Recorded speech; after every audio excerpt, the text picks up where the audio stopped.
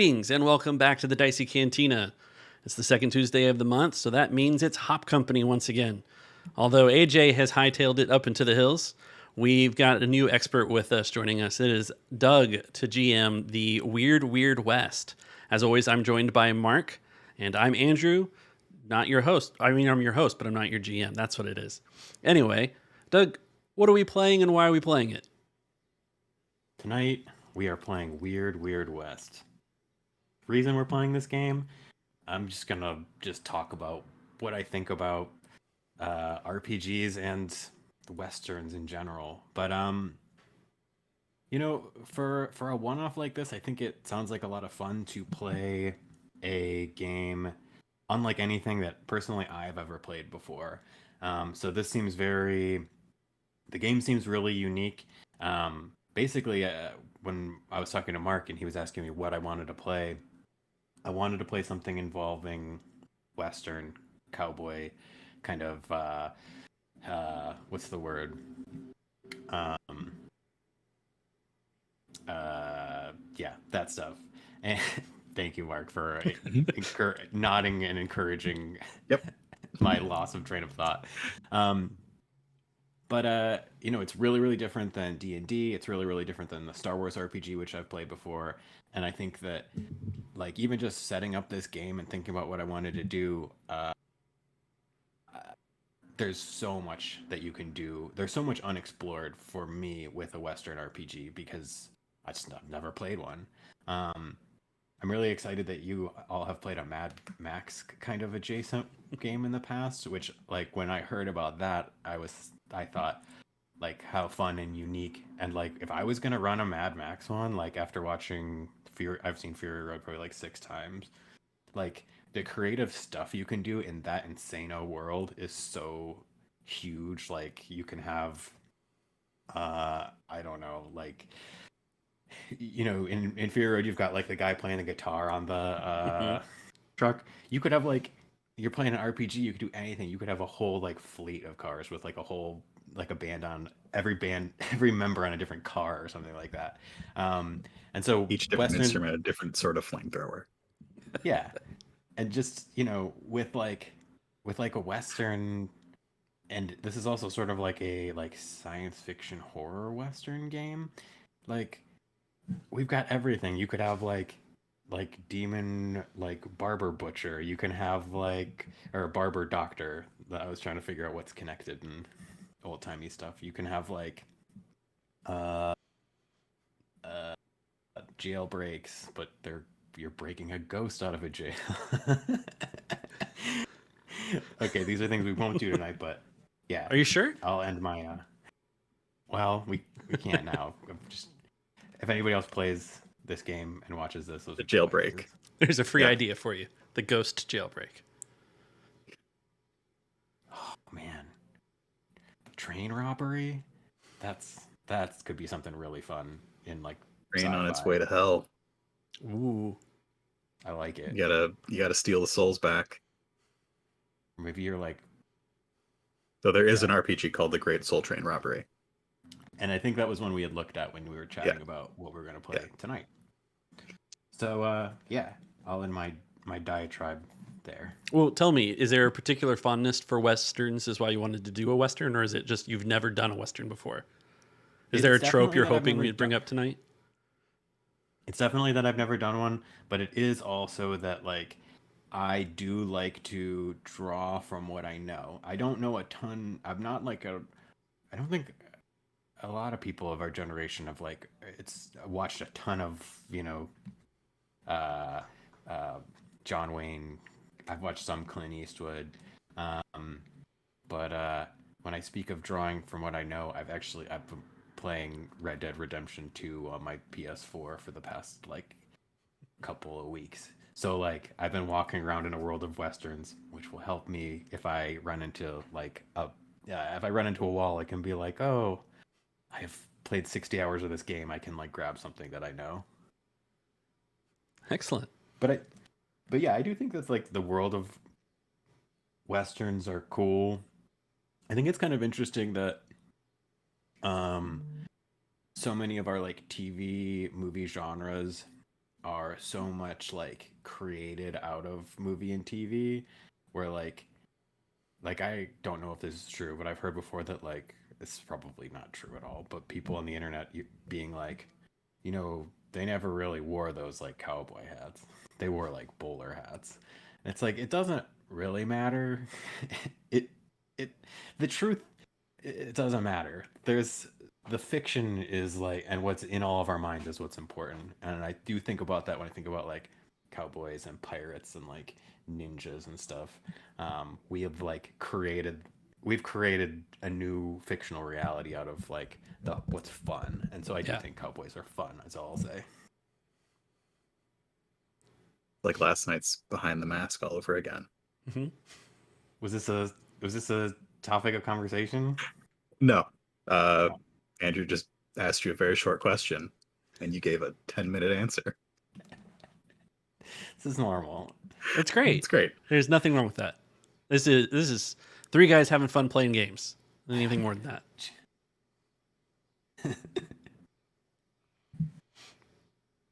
Okay, GM, Cool. What's next? Okay. Welcome to the Weird West. Let's start our game by introducing our two player characters. Andrew, who are you playing this evening?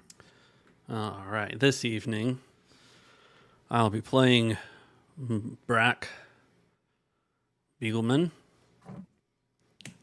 He's a fighter, the tank, as it were. He's used to be the owner and proprietor of the Dicey Saloon. All up until one fateful day. I should specify, he was a boxer as well, the champion boxer of his small town in West Texas. But he'd sooner serve you a drink than give you an old right hook. Again, until that one fateful day. No one knows why Brack turned on his patrons. Some say it was the Texas heat. It's ridiculously hot down there. Some say he had just heard one too many dark secrets. A few sly folk think it was the dark, mysterious stranger in the corner muttering incantations. But whatever the reason, Brack went off. He punched, he insulted. Those insults cut his patrons to the core. And he threw a gigantic tantrum. And at the end of it, his saloon was trashed. He set fire to it with this new darkness that he had never known before. And he set off riding north, never to return. That's Brack in a nutshell, about all I have. Brack Beagleman? Beagleman. And his trusty steed. All right. Apple Dapple. Let me ask you, what does Brack and Apple Dapple, what do they look like just in general? Brack's a tall, thick sort of man, bald head, good linebacker build. He's got his hat, just a dusty, dirty shirt, some chaps, and he's got his old revolver tucked into a holster on his side. Between the two, Apple Dapple's the pretty one, if I'm being honest. Rosy, chestnut, mane, white socks. That's about all the horse terminology I know. So that's about all I can describe. But it's a beautiful creature. All right. And Mark, who are you playing this evening? So I pitched this to you, and I pitched it to AJ, and you don't know enough about the books to run it. But as I read through Weird West, I thought this would be a great system to adapt to the world of the Dark Tower by Stephen King. So I'll be playing Father William McCabe, who is you might recognize if you know those books. He's He's from New England. He lived in a small town there that had a little bit of a problem with vampires. He and a few other people tried to remedy the problem. They tried to rid that small town of their demonic pests, but ultimately they lost. And William, was fed vampire blood. He left town. He started wandering west to try and regain his faith and regain his humanity. Okay. And can you give me a visual description of the father? Is he still a father? He looks the part, but he asks people not to call him father if they do. He still wears the collar. He's got a dark jacket that at this point is dusty. All his clothes are pretty well fitted. He looks like at one point he could possibly afford nice things, but now he is looking frayed at the edges. He's been traveling a long time, and has seen a lot of things across the country. He's average height. He's got a beard with a big mustache, dark hair, and his horse, Gabriel, is also looking a little bit frayed at the edges.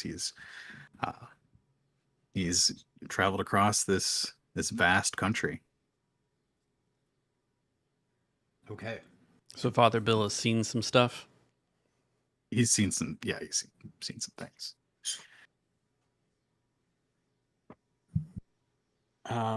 So I'm asking questions to kind of establish, the world you live in and your relationship to it. I still have maybe a few more questions.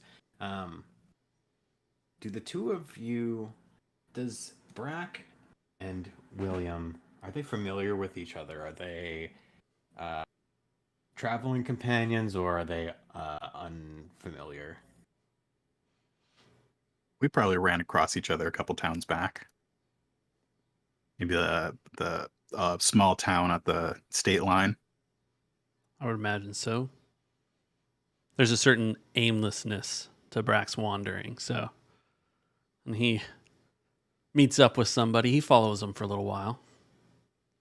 Friendly like. How does Brack feel about the like destruction of his bar? Well, how does he personally feel? I just don't know what got into me. Like I don't really like to talk about it. It's, if I'm being honest, I'm trying to just get as far away from that, whatever it was, as I could. It was just, I like blacked out and I woke up and then there's the whole saloon was on fire. The town was like, why were you punching us? And I was like, I don't know. I don't know what happened. So it was I built it up my whole life, but there was nothing left, nothing to go back to.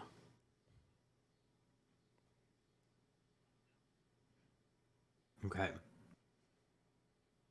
So the two of you you've met. You met in a dusty town in the west. Both of you are kind of trying to escape your pasts. And you have that in common, and I think sharing some of that has been helpful.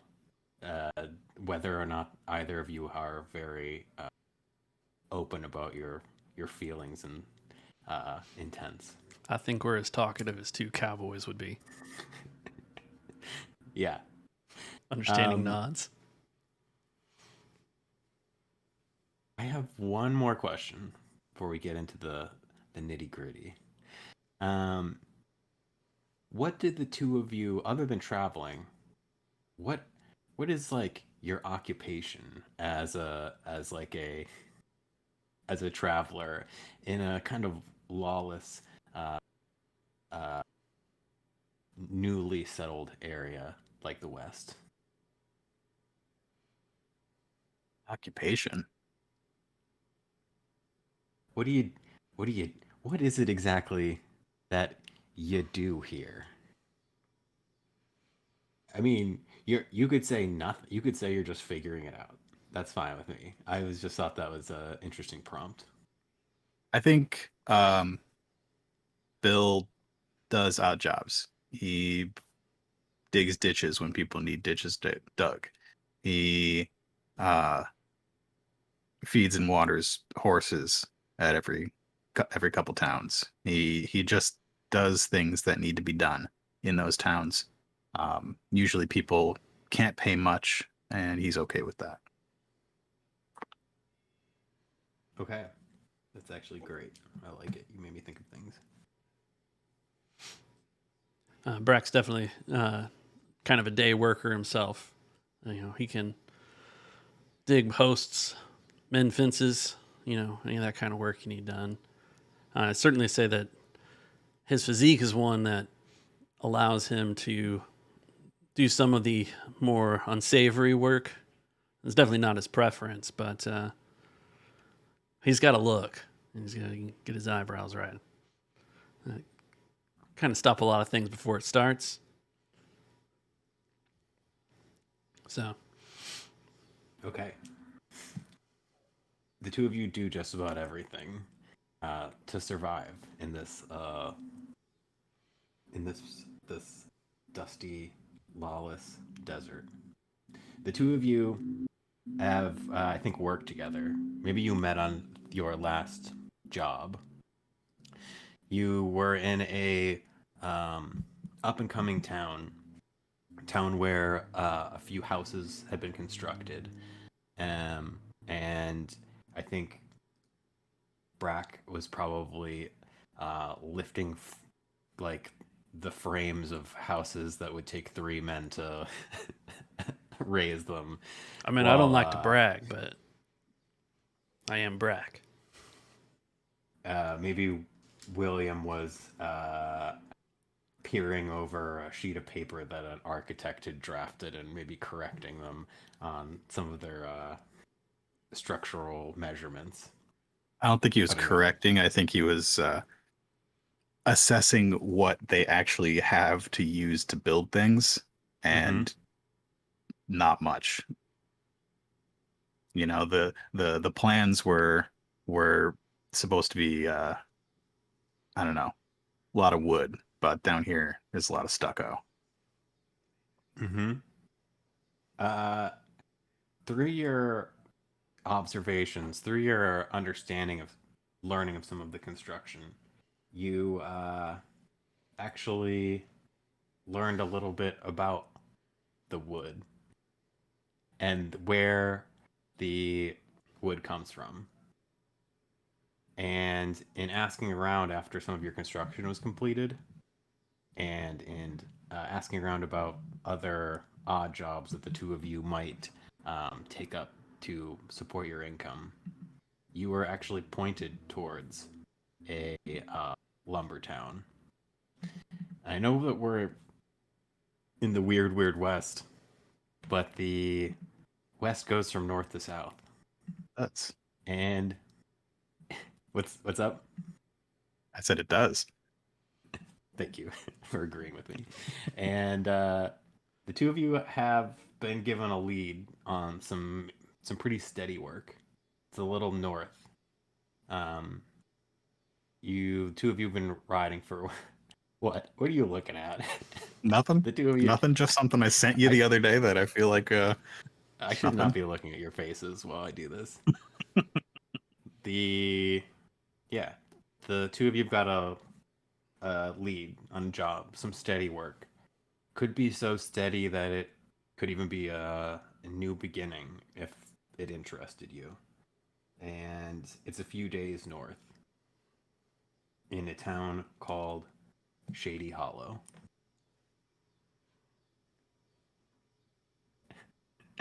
The two of you make your way to Shady Hollow.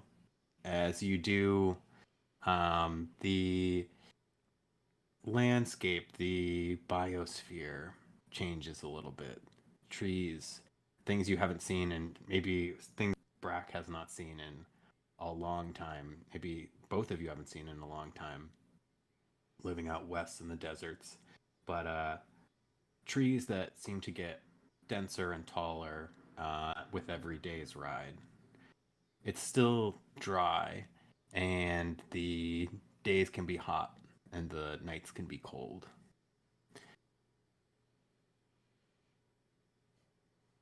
All right, you wake up from a night spent in the wilderness. Your your campfire from the night before just has like a dull red smolder, and you are ready to head into Shady Hollow to inquire about some work. We're close to the town. We're like close enough that we're gonna get there this morning. Yes, I think Okay. it's dawn, and the sky is just like a pale dark blue. The sun hasn't really crested over the maybe distant tree-filled hills. Okay. We talking Montana, Wyoming, Colorado? What are you thinking? Yes. Yeah. So there's mountains. Yes. Okay. But they're pretty far off. They've kind of like loomed over you, gotten closer as you've gotten closer to them. That's how closeness works. All right. So Bill packs up his stuff, gets the saddle and bags on Gabe, and gets ready to go. Morning routine has been pretty much that for the past few days. It's you say it's nights are cool but not cold. Yeah, so the fire's done them just fine. They haven't needed to set up much of a camp. So yeah, just pack up and go. Yep, Brack follows suit. Although it's always ready to kind of crack a joke here and there, but he's not talking a whole lot.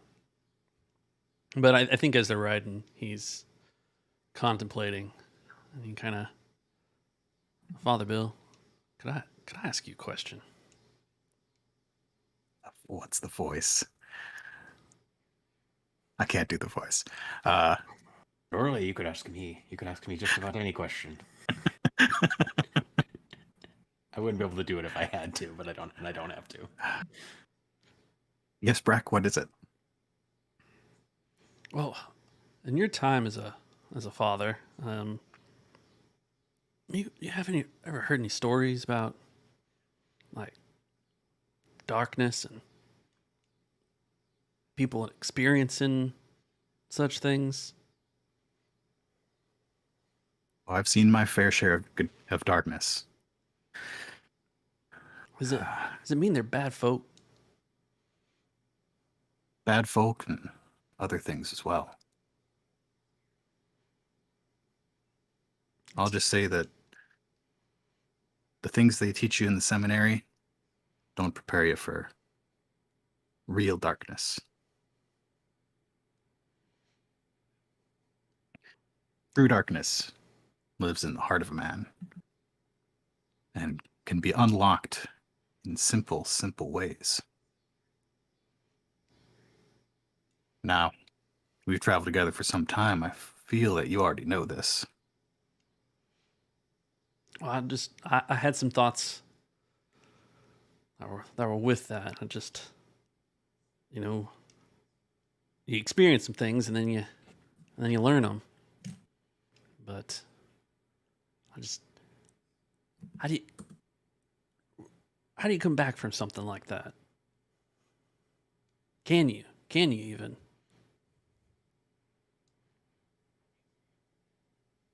Hard road.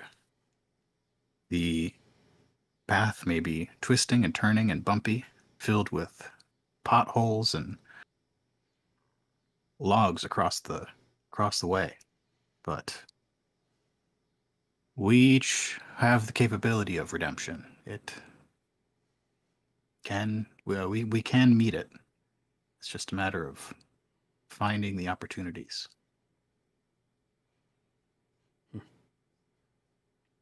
Makes you think. And then Brack's gonna take a piece of hay and start chewing on it a little bit. Sure does make you think. What brings this on all of a sudden, especially first thing in the morning? Well, it's just we're just doing some thinking, and with us getting to Shady Hollow today, I thought, just the sun's not even up yet. Maybe nice ramblings of a wandering mind, I suppose.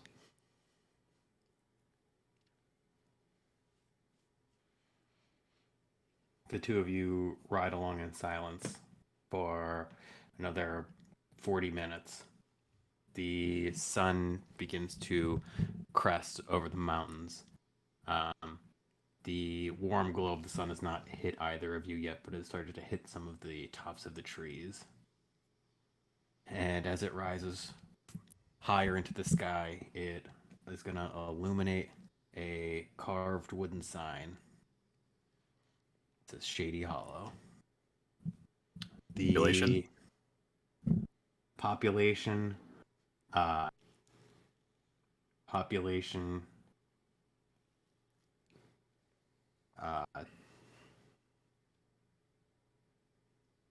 193.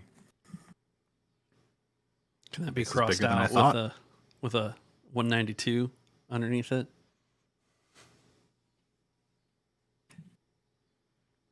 Oh, even better. Even better. If you don't mind, Brack will pause at the sign and get down. And he'll cross out the 193 and write 195 above it.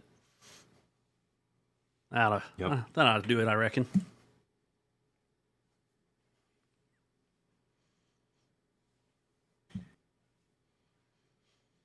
The two of you ride Apple Dapple and Gabriel into town. As your horses canter along this dirt path, some dirt rises, dust, I should say, and clears in front of you, revealing the town of Shady Hollow in front of you. You see a long stretch of buildings, businesses, and this area has been well cleared, but is kind of semi-surrounded by a dense, tall forest. This forest reaches deep into the, I'll say, background, towards those mountains. And you see people getting up, starting their day, pouring oats into barrels for horses to eat. Some farmers are shepherding small groups of livestock from probably to an auction house. You see people stumbling out of a saloon or two. They look a bit deeper into the well of the saloon than you might think at such an early time in the morning. Perhaps they've been here all night. Yeah, it's a bustling town. You have heard that this town is growing, and 193 might seem incredibly small, but for a community that is new, it might be an indication that it's thriving and growing quickly. I rolled to scrutinize. You roll to scrutinize. First roll of the game. May I? It's a roll of scrutiny. Okay. What is that? So, okay, you've got 4 kind of like traits that you roll against, or is this a special ability? Nope, this is a move. So it is the roll plus my smarts, And basically it is it asks the questions: what happened here? What here is a sign of danger to come? What here is useful or valuable to me? And what here is not what it appears to be? Is that something that I can do right now? What a humongous ask of information that you are making with the. Is there? So if I you roll a 10, if I roll a 10 or more, I get to ask you 2 questions. If I roll a 7 through 9, I get to ask 1. Okay. Yeah, I like it. Okay. Now that So I'm you've rolling my explained 2. it scientifically. Okay. Yeah. I've got 2d6. Yes. I would like to ask that I can roll with advantage, which is rolling an extra d6 and choosing the 2 highest, because I have fresh eyes, because I got a good night's sleep last night. I'm getting a first look at this town, and I know about the dangers of the road at this point. I'll allow it with your fresh eyes. Great. Now, in this game, I can never. You can ask for an advantage, and I can't give you like a Yeah. disadvantage. I can. Yeah, and that's the same thing. I roll the same ones, except I choose the 2 lowest instead of the 2 highest. But wait, can you have? For example, yeah. Yes. Go So ahead. if I'm in the saloon, my back to a table as cover, and I shoot blindly behind me, Mm-hmm. you could say, all right, you're rolling with disadvantage because you are not actually looking. Mm-hmm. Now, there's no way that you could roll with an advantage and a disadvantage in the same roll. No. That was what I was asking. Okay. Okay. Okay, I'm gonna roll. Okay. Wow, that stinks. Nice job. I got a 6. I failed. Wow. You know what you do get? What? I get a You luck. you get a luck. So that's the thing in this game. When you fail, you get a little bit of luck. And what happens when your luck meter is completely full? I can use 1 luck to add a +1. So I can use all the luck I want to add pluses, I believe, to my roll. I can spend all my luck and get something over 10. Does each luck count as a +1? I think so. Okay.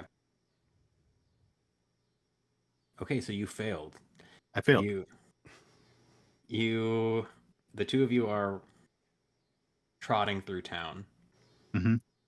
I'm And trying to get the lay of the land. Would you look at these My first trees? instinct is to go to the saloon because that's where people talk and we can find about jobs. Maybe there's a job board, something like that. I'm also checking for danger, see if there's anything odd, anything out of place. Mm-hmm. And you don't see anything. With your failure, as you trot up to the saloon, 2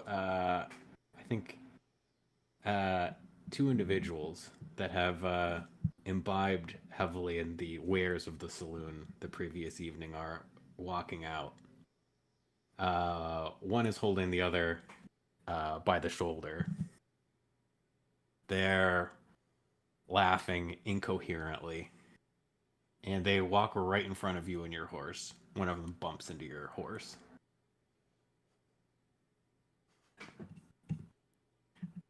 And I'm gonna start doing such a Pittsburgh accent because that's the only one I can do.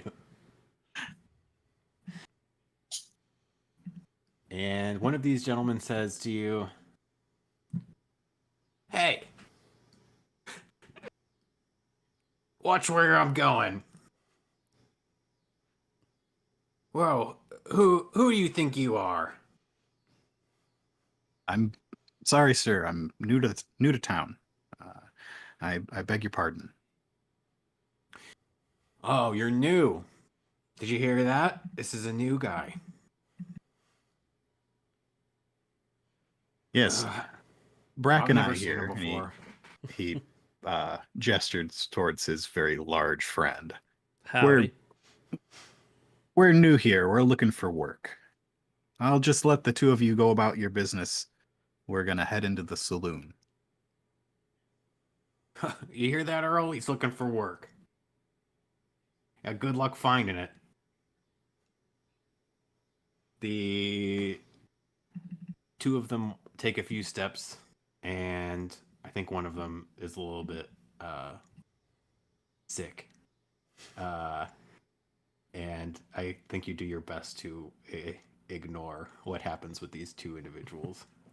I've seen worse.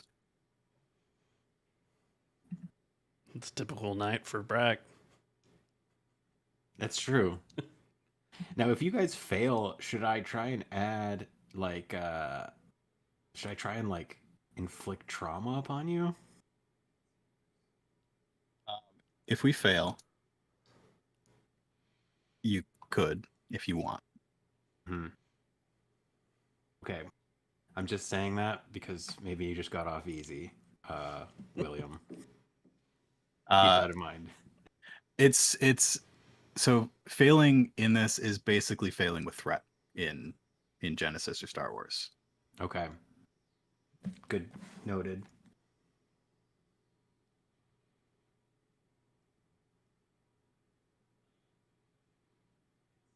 Okay. I think we are going to tie up our horses and head into the saloon if that's all right with Brack. Yeah. I'll follow your lead, Father. You can just call me Bill. Right, Father Bill. Forgot about that. Sorry. We tie up our horses. We gather any things from our saddlebags that might be of value, and we head in through the Batwing doors. There's always got to be those saloon doors. Yeah. This place has 2 stories, and it is called the Crack Shot. And Crack Shot. It's lit with a similar warm glow that the sun is now bringing to this morning of Shady Hollow. As you walk in, you hear the jovial laughs of a night that is continuing into the morning. People seem happy, but maybe also have sort of a short fuse here at the Crack Shot. They are probably used to newcomers. They probably see them pretty regularly, folk like you coming in for lumber work. But yeah, I'm sure that Brack has been in establishments like this and would know how to tread. William probably would depend on your travels. I think at this point, yeah, this place is common to him. Is there like a player piano going in the corner? There's a player piano playing kind of like a walking back ding ding ding ding ding ding ding ding. Group of people playing cards. There are 2 card games going on. And yeah. 2 card games. There's you see at least 2 people that are asleep. Mm-hmm. Yeah. One at the bar, at least and then 2. one hunched over in a corner. Yeah, it's about let's say it's about 7:30 a.m. right now. Brack clears a path to the bar with the sleeping folk. You know, he in an all too familiar way. You know, he kind of moves someone out of the walkway, lays them gently on the table, moves a drink here, steps back for a second as someone else topples over, saunters up to the bar. Oh.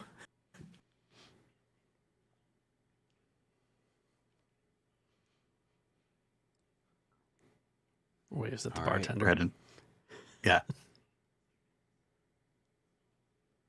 there anything you're looking for, and anything that we can deconstruct into some possible roles or something like that?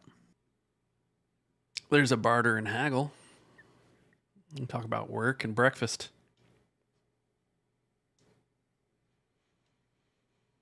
Yeah, I think easy stuff you won't have to roll for if you want to talk to people, if you want to do some general looking around.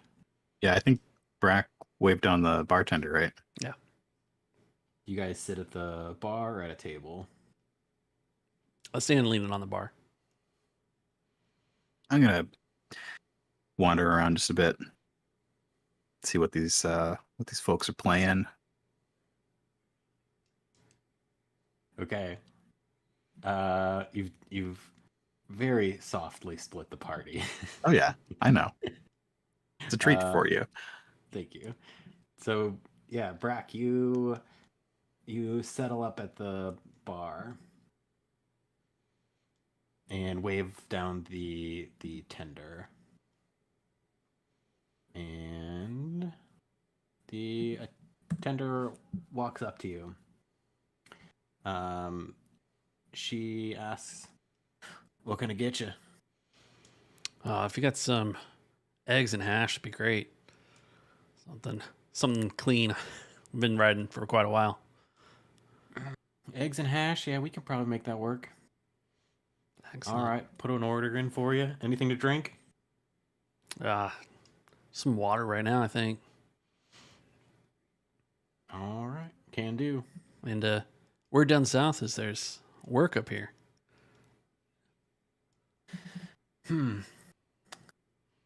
She eyes you from what she can see, which is kind of elbows to top of your head.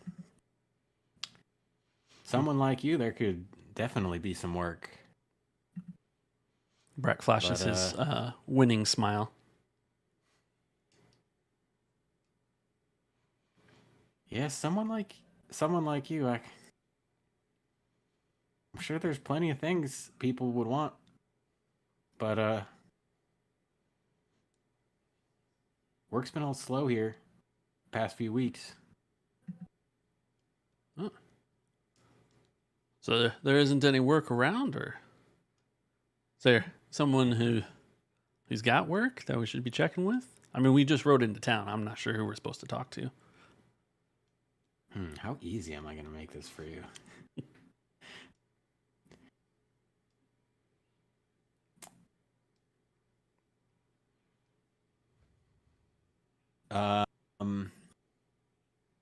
The barkeep kind of is cleaning a glass, and she.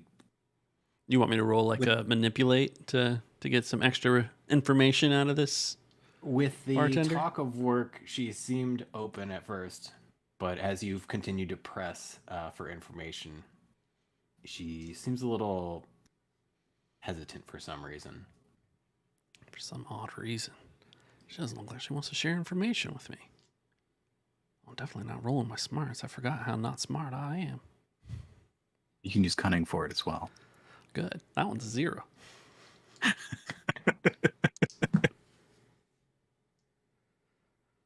I'm glad we just intuitively made completely opposite characters. I like it. Oh, I'm trying to think of why I'd get an advantage as well. Well, I've got the physique of someone who could work almost any job. So yeah, but this is like a narrative, like a social check, right? Mm-hmm.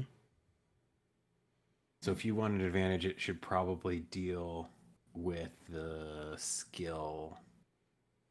It should deal with like a social thing, I guess. Oh, it's my award-winning smile. Now that I'm more okay with. All right. Yeah, go for it. Okay. So advantage is I roll 3 dice and pick the 2 high. We're just going to convince Doug to let us roll with advantage on every roll. Seems like they apparently. really could help you. Well, I mean, Maybe not help's a really, relative but- word. I rolled worse than Mark did. You rolled Whoa. lower than a 6? I rolled a 5. I got a 4 and 2 1s. Congratulations. Wow. That's a incredibly I got a stinky 4. roll. I actually also got a 4 and 2 ones, but I had a +1. Yeah. Okay, well that is lucky that you both rolled the same thing. And so Andrew, you also get a luck. All right, all right, all right. She says to you, "We don't talk about it. We haven't really talked about it. This town is, look around here, I'd say we're drowning ourselves trying to take our minds off of work right now. I'll have your food out in a few minutes." She heads into the back. Much This is obliged. the class. So I'm walking around, taking a look at the couple games that are going, just getting an eye for the town and the sort of people who live here. Yeah, you see 2 tables. One table's 4 folk. Looks like they're playing poker. And the other table looks like they're playing blackjack. Are they into it? They concentrating? They like, or is it just like carelessly throwing cards down? The it's a mixed bag. You can see folks concentrating very hard, like the stakes are incredibly high.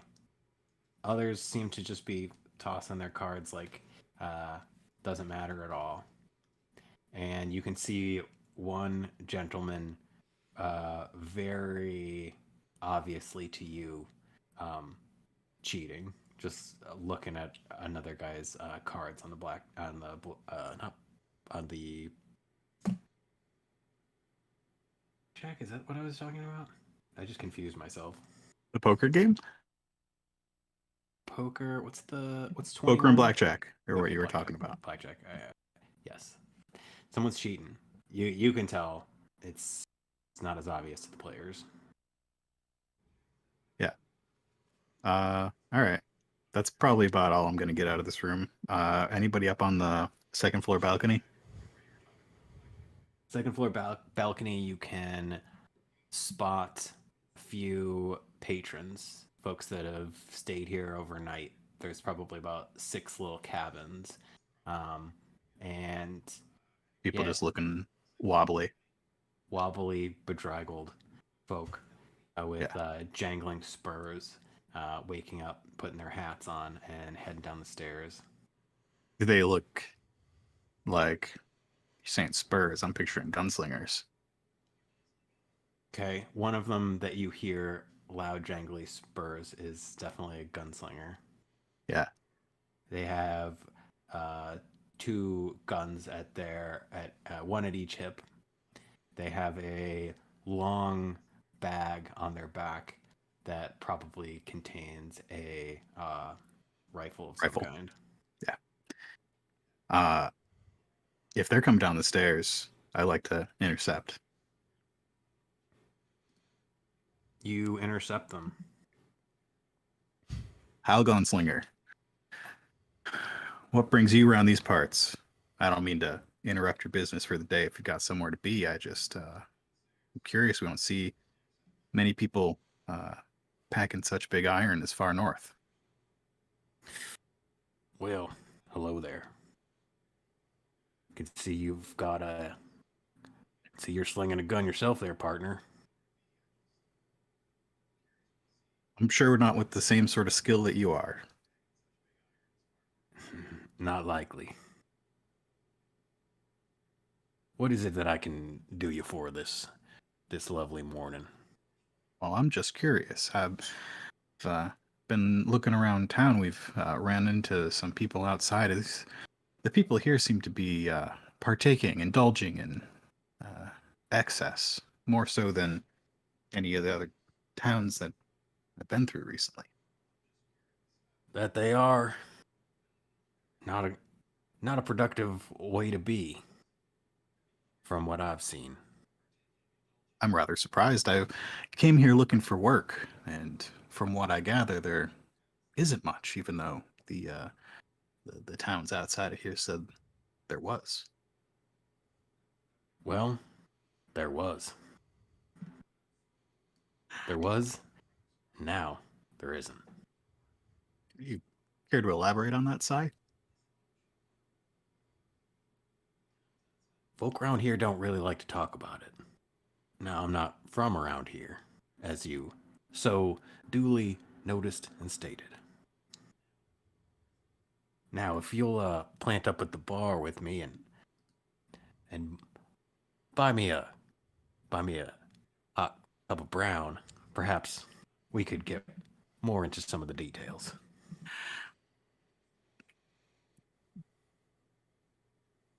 My friend Brack's already up at the bar. I believe he's ordered some food. We can sit up there with him. And we head up. Three of you sit at the bar.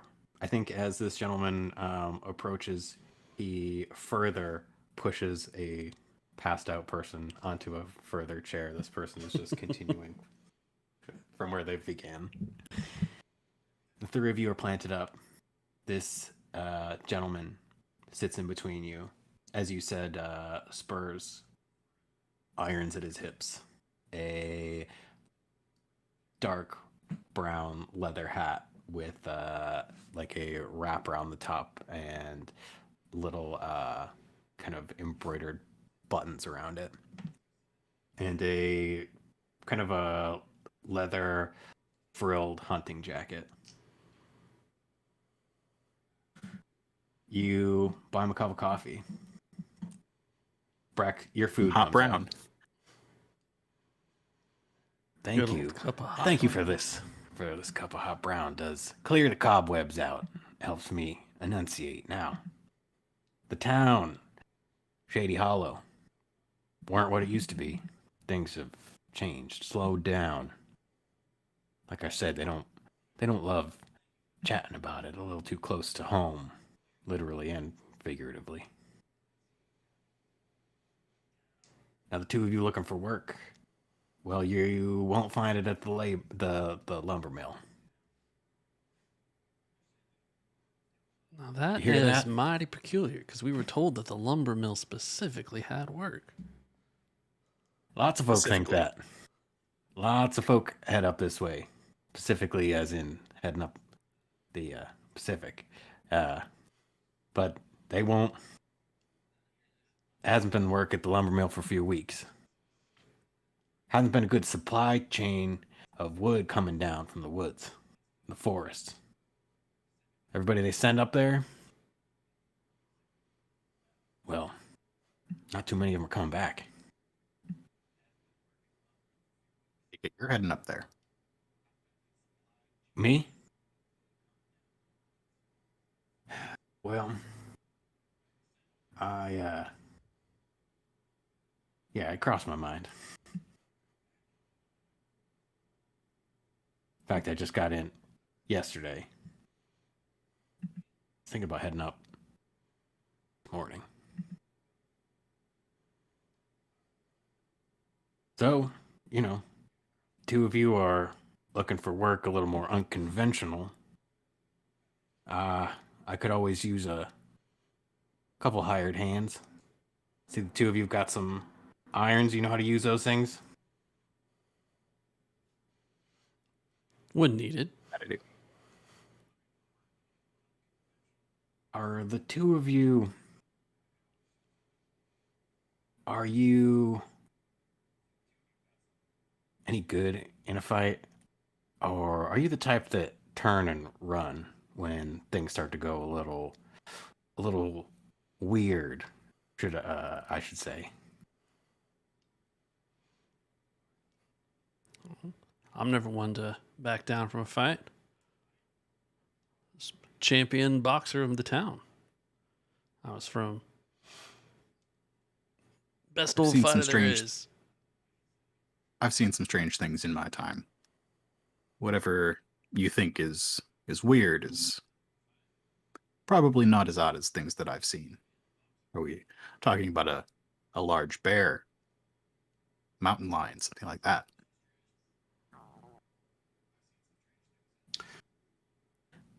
Reason I head up here is because the town has a well, they're offering a reward for any information that can be gathered from whatever's happening up there in the hills.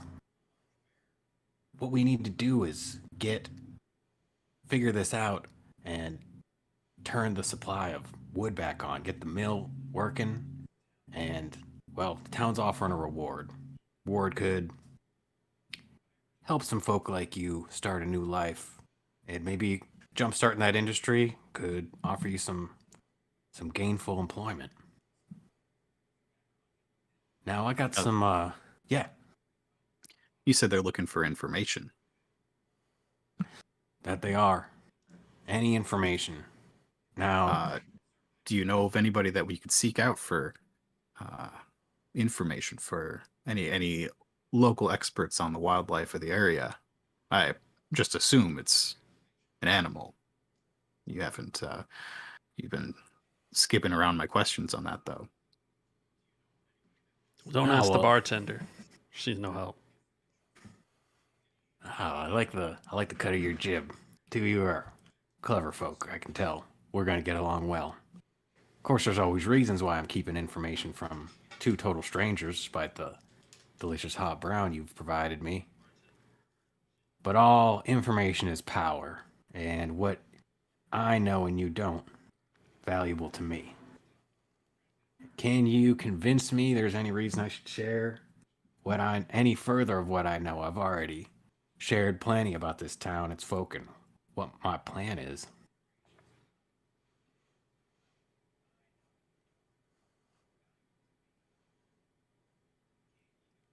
I've got nothing. What was the question? I rambled so much that you just didn't understand what I said. It's okay. Both Bracken and Bill just kind of stop and look at our friend at the bar. I What now? apologize. I have a tendency to dribble on poetically and mince a few words. What I meant to say is, why should I share what I know? I've already given you plenty of information.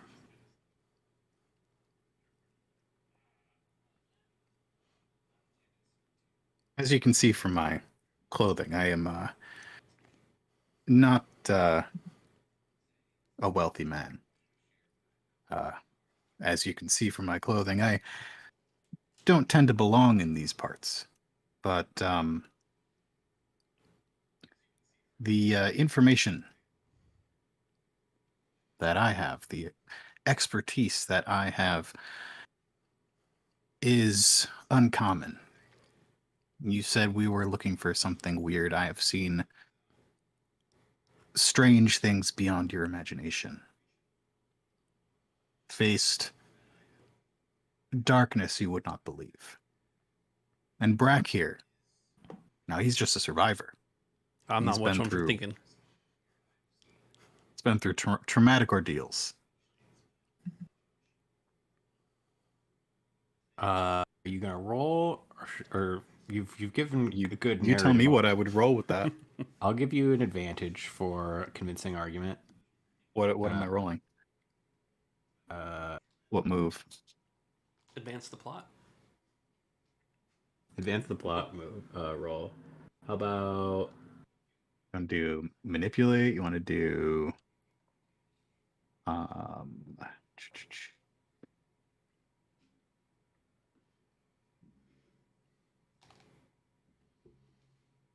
don't know. This guy's not dangerous to us currently, so react to danger wouldn't work. I guess it could be barter and haggle, because I am trying to trade information about us for information from him. I would accept that. I don't want to do that one, but I can.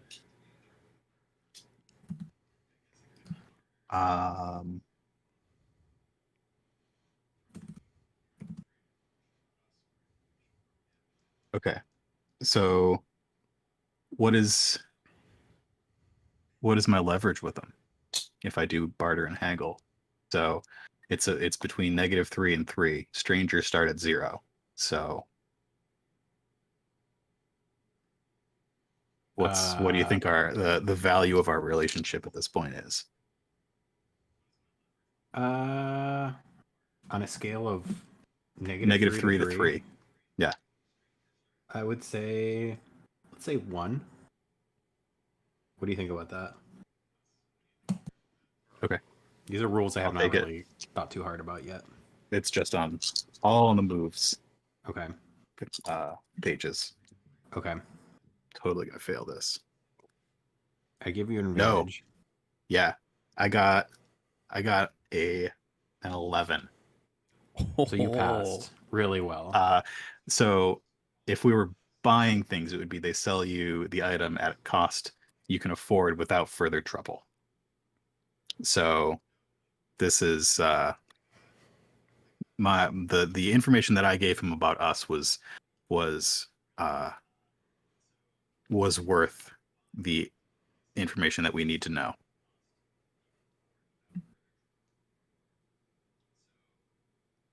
Was worth the information you need to know. Great. Okay. Awesome. Shall we All take a right. walk? It seems like the people in this establishment are particularly sensitive and quite inebriated. Yeah, you hear a few. They give you a side eye. They really don't like you all talking about this thing. It's a little bit it's bumming them all out. Three of you get up. This fellow finishes his cup of hot brown, bristles a large mustache off when finished, and you push your way out. I'm imagining you settled up your bill with a couple of coins on the table. Oh yeah, Brack paid up front. You know. It's very empathetic towards this poor bartender that's probably had the worst night ever serving these intoxicated people. He definitely has Dispute. the pan though that has the eggs and hash in it. He's gonna. I mean, he paid for that. He's taking it with him for a walk. As we leave the place, Bill asks, "What do we call you, gunslinger?" Oh, me. You can call me Terrence. Terrence McLevy. Terrence McLevy.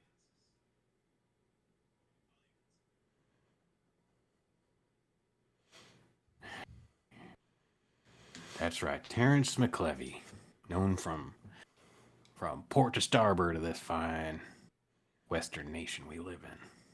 Parents weren't too keen on you having friends, huh? Name like Terrence. Oh, I've got plenty of friends. And I would hope to count the two of you among them.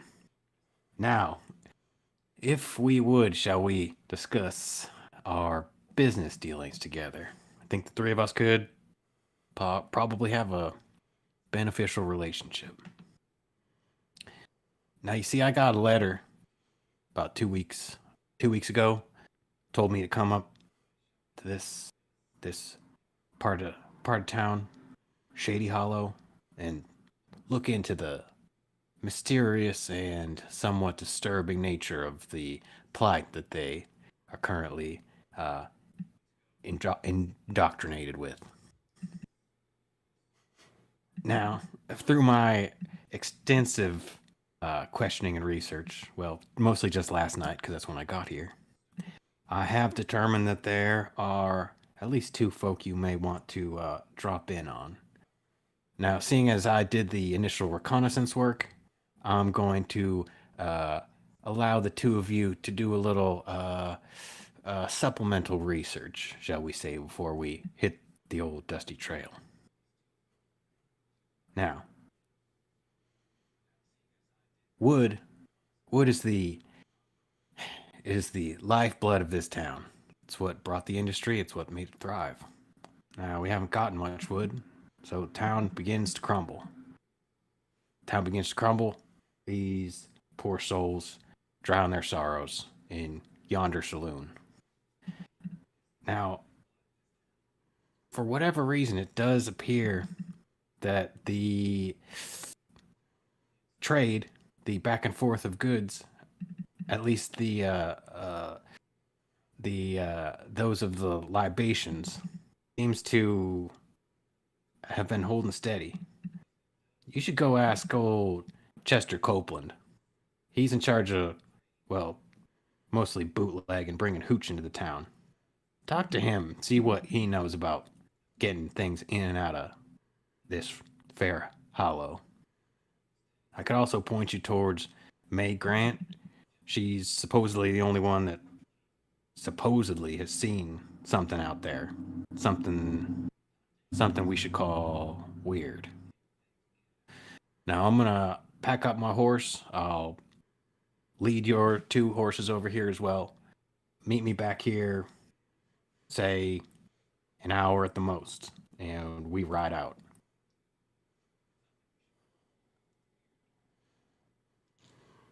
Very good, Terrence. We'll speak with Chester and May to see if they have any information for us. We'll tie up our own horses, thank you. And Terrence begins packing stuff onto his horse. Takes out a brush and starts brushing it. Let's say that off screen he gave you an idea of where they might be. Yeah, I Sure. think Chester's over at the probably over at the general store where he and his employees make like morning deliveries. It's probably on like a delivery route, and he pointed you over toward May Grant's house. Do we have time to visit both of them? What a interesting question. I thought you'd like Yeah. that.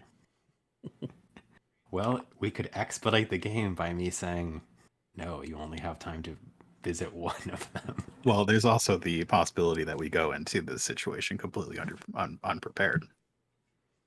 Sure. Okay. I'm going to answer your question with a... depends on your role. Yes. Depending on how badly you may fail things, you may not have time to visit both of them. Okay. Well, what do you think, Brack? Who should we visit first? Chester, the smuggler, or May? Don't know much about her. Well, it sounded like May has seen more of what, or might have seen more of what we're likely to encounter. Probably good to start there. That's what I was thinking as well. So we're going to head over to May's house or May's workplace. It is maybe it's both, but it appears to be a house. Okay. And it has a kind of faded blue door, little roof. It looks like it's probably A little roof. Why did I say a little roof? Is it large enough that you could it was a underhand one-story throw building. a stone across it? It's 1 story. Probably a large room with 2 small rooms off of it. You knock on the door. Brack picked a couple of the daisies growing out in front of the fence. Already fishing for an advantage here. I have the correct move for this situation. Okay. So we knocked on the door. Brack's got some daisies. I look like a dusty priest. And you hear from inside, "Go away. I'm not answering any more questions." Miss Grant, you came highly recommended of us. We just have a few quick questions and we'll be out of your hair. Recommended. All right, that's a new one. Like I said, no more questions. So I want to use a friend in need, which is when you seek help or aid from local experts, specialists, or professionals. Roll and add my smarts or cunning.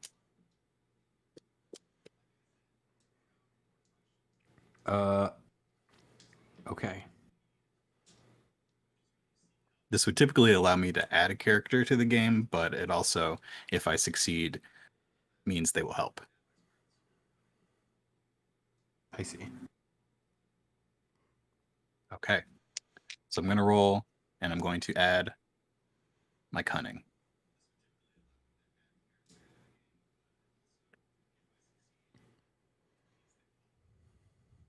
Okay. 6. I got a 7. 8. 8. Getting their help may be difficult, costly, or distasteful. But they'll help. Okay. How do you want to do this? Well, you tell me how it's difficult, costly, or distasteful. Difficult, costly, distasteful. I have an idea. Yes, I like it. You can veto it. But hearing the opposition May gives, Brack takes the daisies and hides them behind his back. Man, were you aware there's some vandals out here? They're like taking your flowers and stuff. Have you seen this? Lie to convince her to come out the door. Start Great. talking to us. I like distasteful. I like when you both do bad things. I don't think that's distasteful enough. It could be worse. Just- It's I think she's going to require something from us. You hear those vandals are back. Oh, they won't get away this time. Door is gonna kick open. William, you are the one that knocked. You're gonna give me a Yes, you're getting hit with the door. fantastic. What is the level of trauma, and what is this trauma called? This trauma is called door in the face. Door in the face. Great. you walked into Minor, moderate, probably, hopefully not major. Let's say let's say minor. Okay. That's generous of me. Door in the face. Well, I didn't roll lower than a 6, so I would argue against moderate even. Yeah. Yeah, so it hits me like right in the nose, Uh-huh. and it starts bleeding immediately. Daggone, Bill, you okay?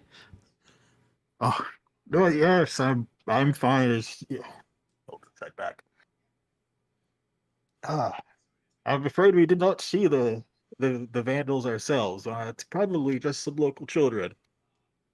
Whoever's got my flowers got a death wish, and she They cocks left the a, flowers. a double-barreled shotgun. How are you two gonna handle this? You are face to face with May. May is a middle-aged woman, pretty nothing too out of the ordinary. Her hair is a little bit frazzled, like she's been bothered by people like you for a couple of days, and maybe has had a little trouble sleeping. Possibly the vandals are part of it. I kind of want to roll to determine. Can I react to danger? I've kind of unintentionally put myself in quite a bit of danger here holding on to these flowers. Yeah, I'm not even sure. A few seconds have gone by. Has she seen the flowers? I'm not sure. Let's let the roll decide. All right. So I'm wanting to use my grit because it's my highest. So this would mean power through or crush the danger. Power through or crush the danger. I'm going to pull a loadie. I'm looking to take the shotgun. Wow, I like this is bold. I like the bold. All right. Here we go. Could end really bad.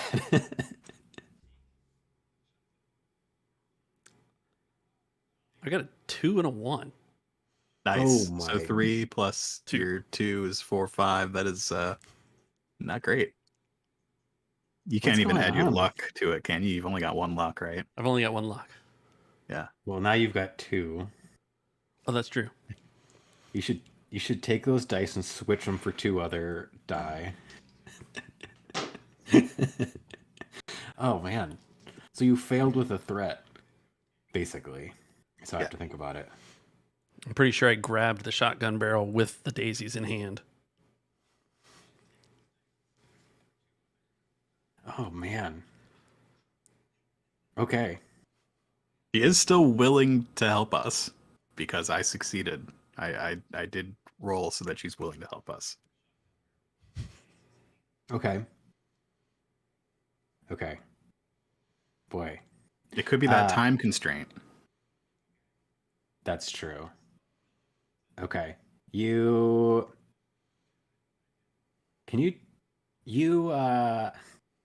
busts out. What's the word for when you make the connection from gun to and bullets to I don't know enough about guns. Well, I don't know. I know what you mean. There ought to be When you take the shotgun that is shaped like this and you make it shaped like that. She does that. Straightens the barrel and handle of the shotgun with a click.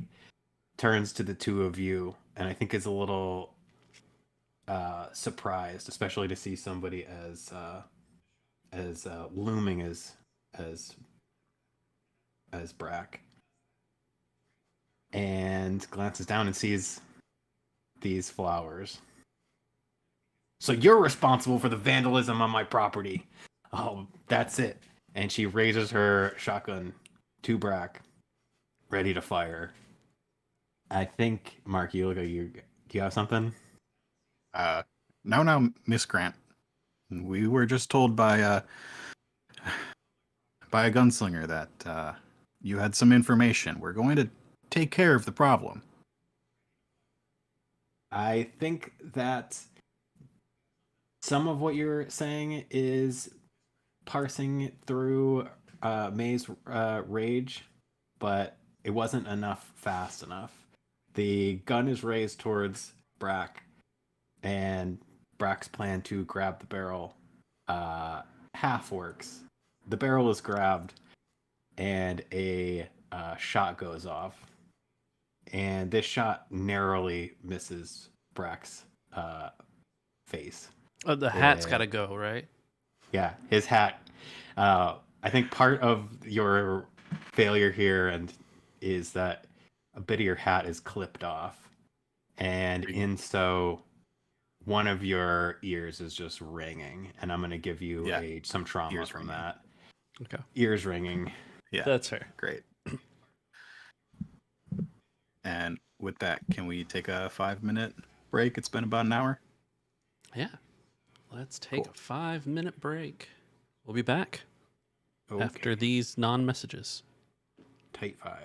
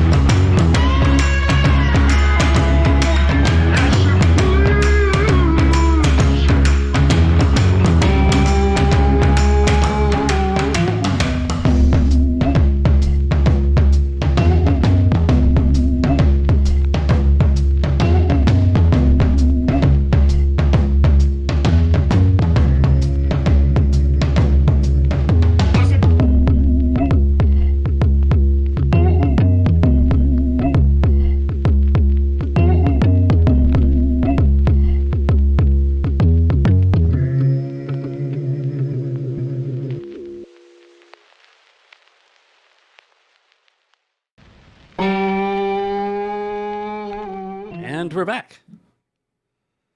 Welcome back to an adventure of the Weird Weird West. Our two characters have confronted May Grant, a townsperson of Shady Hollow that has supposedly, according to Terrence McLevy, had a close encounter of the weird kind. Maybe has some information that the two of you can glean from her. Though you've not made the best first impression. Not a great first impression. I'm very sorry about any confusion. We just have questions about what you saw. We will be out of your hair in a minute. We came to town looking for work, and it appears that work has found us. We're going to try to take care of whatever problem it is you've got. What?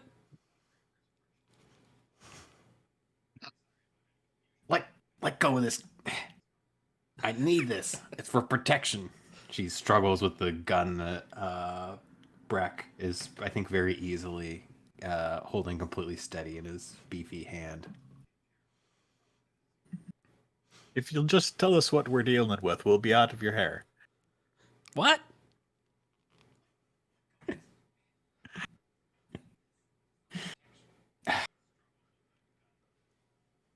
Okay. If it means the two of you going and taking care of it, then I'll tell you whatever you need to know, whatever you want to know. Tell us what you saw. First folk I tell think I'm crazy. Think that I don't know what I saw. Think I'm making it up, trying to why would I do that? Why would I don't need any of this. Here. This is what I saw. She hands you a sheet of paper, a worn, smudged sheet of paper that has been drawn upon with a piece of coal. Have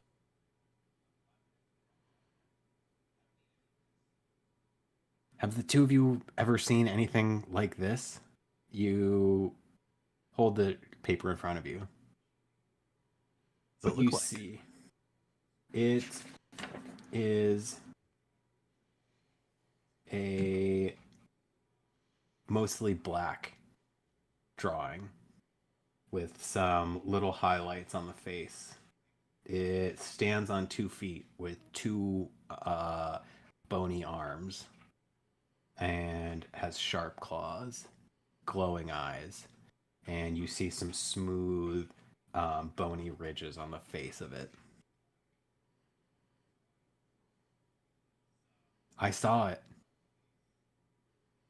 Nobody believes me, but I saw this. We were heading back. We were heading back from the lump. What do you call a place where you A lumberyard? Cut trees down? Like a stone forest?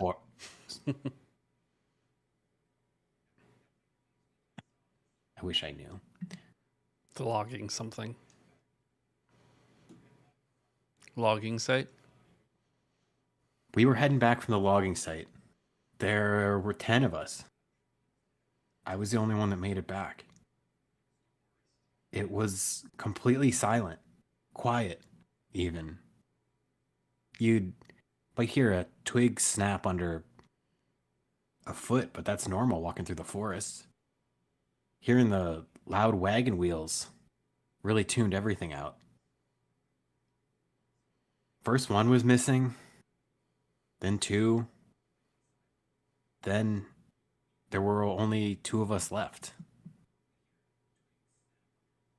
When it comes, you can't see it, you can't hear it, but I saw it. I saw it come for him. I saw it come for him. The other 2, the other one, I guess. It was behind him. He was facing me, and I saw it. This thing. Now, we believe you. Miss Grant. We've seen some strange things in our days, and I'm just wondering if you have any idea what this one might be. What is it? Don't know. Sure is ugly. And, you know, to look at it, to see it in person, it's, dark, black. It's tall, 7.5 feet, maybe 500 pounds with gleaming eyes. I'd say that thing so dark, darker than a black steers took us on a moonless prairie night.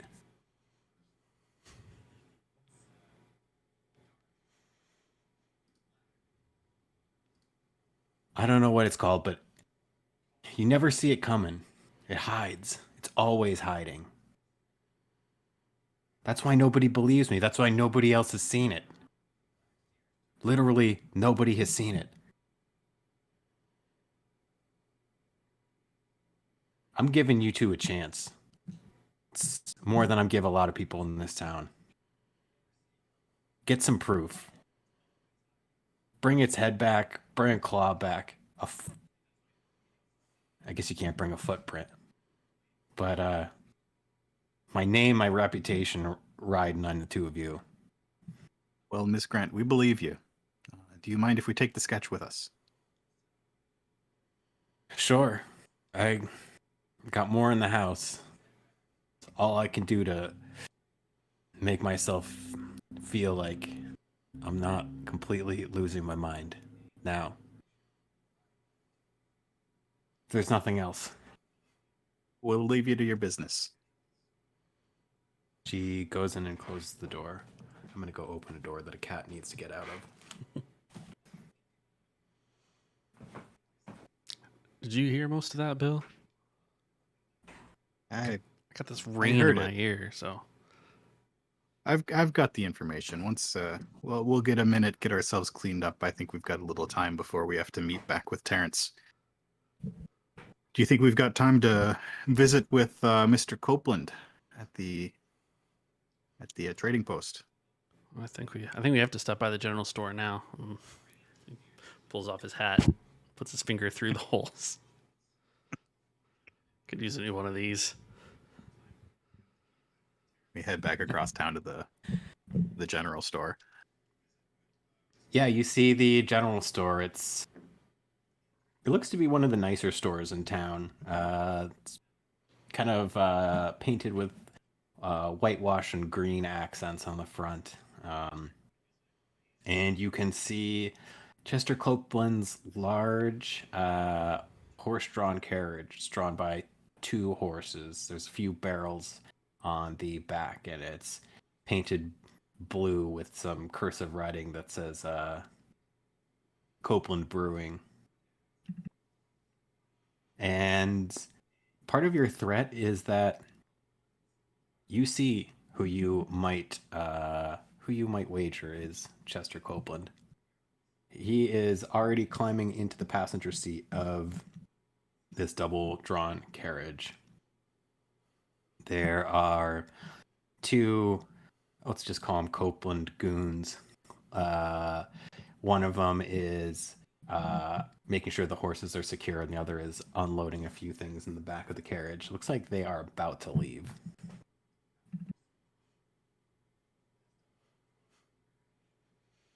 Might be the time for some muscle.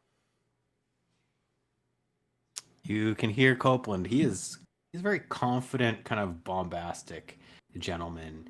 He is garbed in what look like very nice new clothes with shiny brass buttons. You can hear him saying, "Careful, careful, boys. Careful with that merchandise. All right, get these horses ready, and we will be on our way." He's like very southern for this part of the country. From the way Terrence described this man, I assumed he was a smuggler, but it seems like we were wrong. I was wrong about that. Do you think he could get in front of the horses so that they don't start moving away from us? Let Terrence get in front of the horses? Or you want Brack? No, Yeah. you, Brack. Sure. Terrence isn't here right now. Right. It was hard to hear you. I've got this ringing in my ears. Anyway. Yeah, Brack kind of trots up in front of the horses and the carriage and kind of grabs the rein and says, howdy. I'm new to these parts. I can't help but notice you're unloading some goods. You need a hand? I'm looking for work.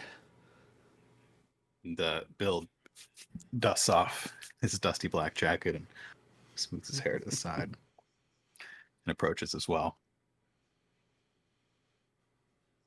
Well, boys, this is not a good time for me to be taking interviews. Now, if you would, so kindly, you could always stop by General Headquarters down the street and talk with the secretary. They'll get you a nice starter job unloading barrels. Now, if you would be on your way, I am a busy man, as you can see, and I've got other business to attend to.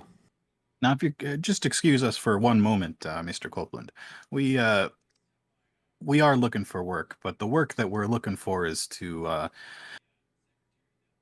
help out with your supply lines. We heard that something's happening in the forest, possibly a bear, possibly a wildcat of some sort, and we're here to help take care of that. Well, sir, William, was it? That really has nothing to do with my business. My business has, business is booming, as they say, and I can see that. You have quite the fine establishment here. Well, the general store is but one of my retail providers. We're selling this. We don't call it hooch anymore. We call it fine spirit, and we're selling it all over town. People around here can't get enough of it. Now, the two of us heard that you might have some information about this wild beast out in the forests. I don't know what anybody's talking about. I've been out there. No beasts, as far as I can tell. Just follow the main roads. Just be on your best behavior. It's possible that, well, what goes around comes around. Folk that don't live right, do things correctly. Well, trouble may befall you, but for a entrepreneur of well-meaning like myself, well, sun's always shining on Chester Copeland. That's mighty fascinating there. You haven't had any vacancies open up like the other folks around here, losing work, not coming back. Fact is, I've got more folk trying to work for me than I even need right now. Business is still booming, but a large individual like yourself could always be of some use to a expanding entrepreneur like myself. Well, You, much on the other obliged. hand, I believe you're best suited in the church yonder. Oh, I don't do that anymore. But the way you speak, it seems like you have a strong faith. The fact that you believe only the ne'er-do-wells and people who don't behave getting attacked by this wild animal. Well, faith and living right, part of it certainly, but part of it is the land. The land knows. The land knows. I'll just leave it at that.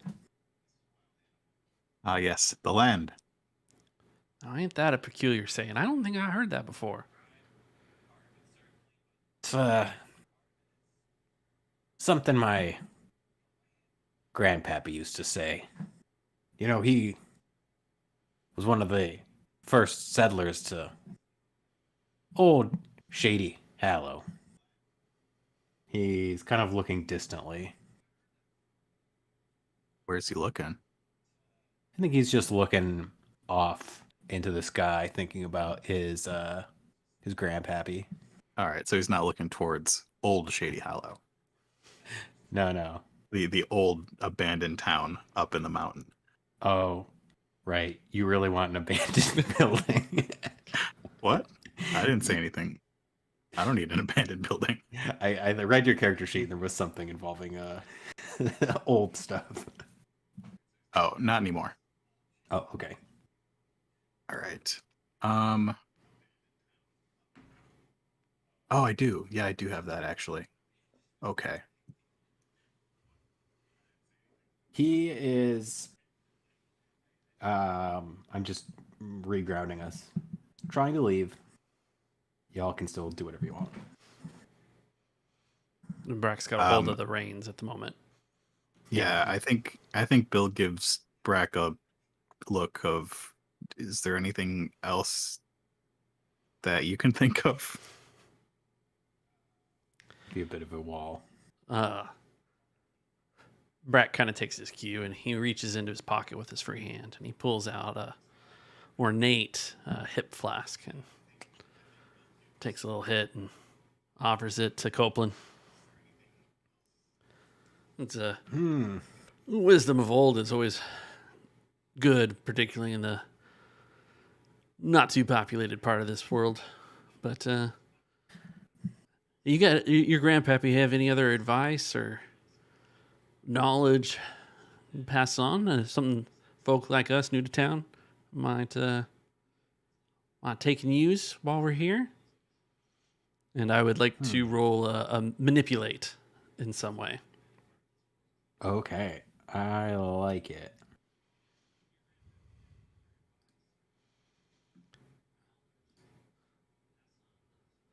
So I'm going to attempt to persuade or coerce into doing something they don't want to do. And that is give me more information. Okay. My hip flask, when I share alcohol with others, gives me a +1.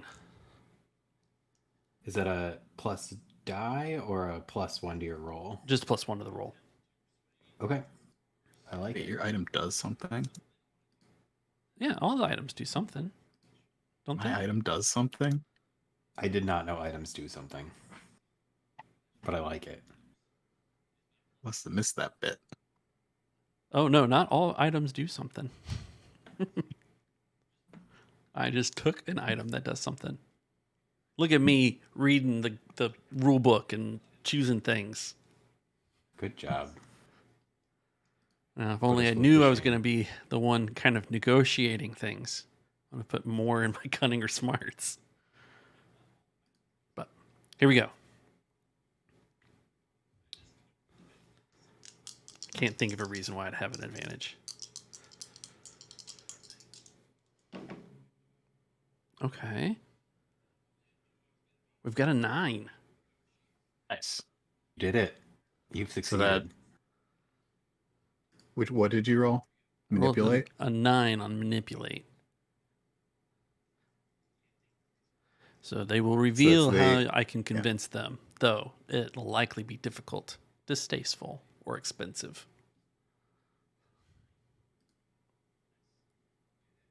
Is it always difficult, disdainful? No. When does that come into? Because it's lower than a 10. Lower than a 10, but Okay. not 6 or lower. Right. Okay.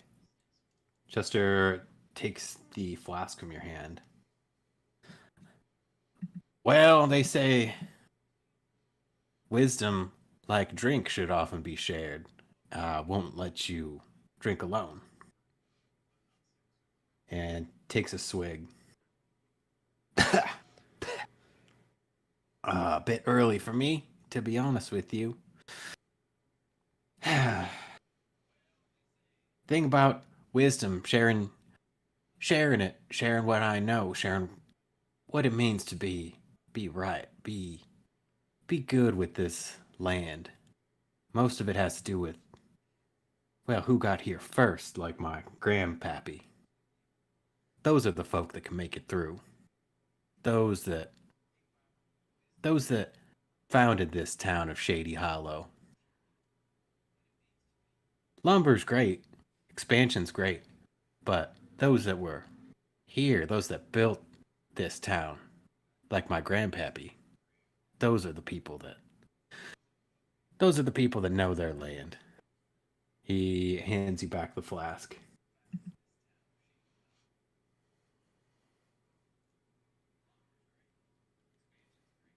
Sure, it'd be nice to talk with the source. Your grandpappy still around? He looks around. No, grandpappy passed on. Nigh on 40 years ago.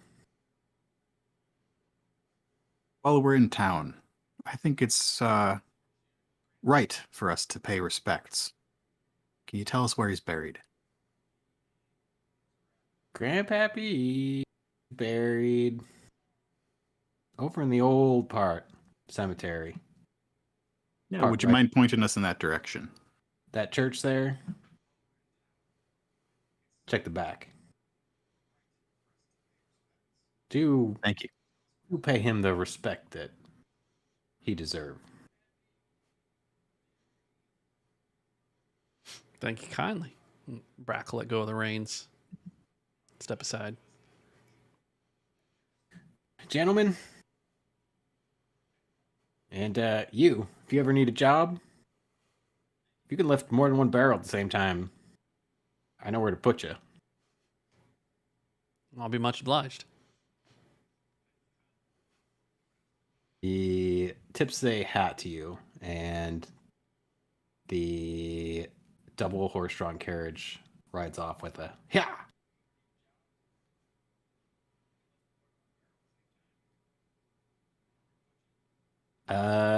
From this distance, cowboy western towns are basically just one long strip. There might be I think that this town with 195 people is large enough that it might kind of look like a T or a let's say it's like a T. You are staring down towards the saloon. You can see that Terrence McLevy is just hopping onto his horse and beginning to kind of ride into the center of town. He is gonna be waiting for the two of you. You are basically out of time, but if let's say you've got 10 minutes. I think we need to go up to him and say that we're gonna cut it close. We have one last place to visit. Okay. Smart of you. And then we're gonna go to the church graveyard. Okay. You do that. We find a Copeland who died about 40 years ago. Gravestone. Uh-huh.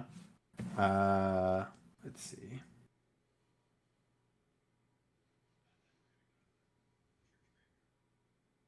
Uh-huh. Yeah, you see a grave, and the name is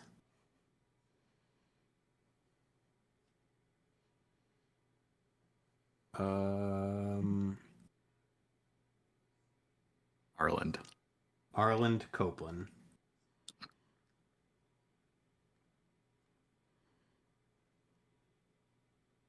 And it was a simple grave, well worn. There's grass kind of spurting out all around it. Yeah, it's kind of it's weathered.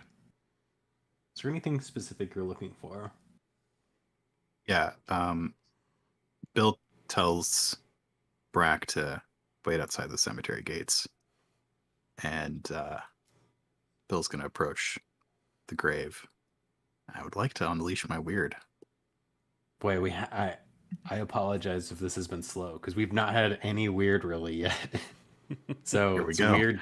It's weird time. It's weird time. So, when you unleash your weird to learn the forbidden, grasp the secret, or master the strange, you open your mind to eldritch cosmic knowledge. I would like to Okay. commune with the body under the ground. Okay. I like it. So I think you I think you just do it, right? Yes, you just do it.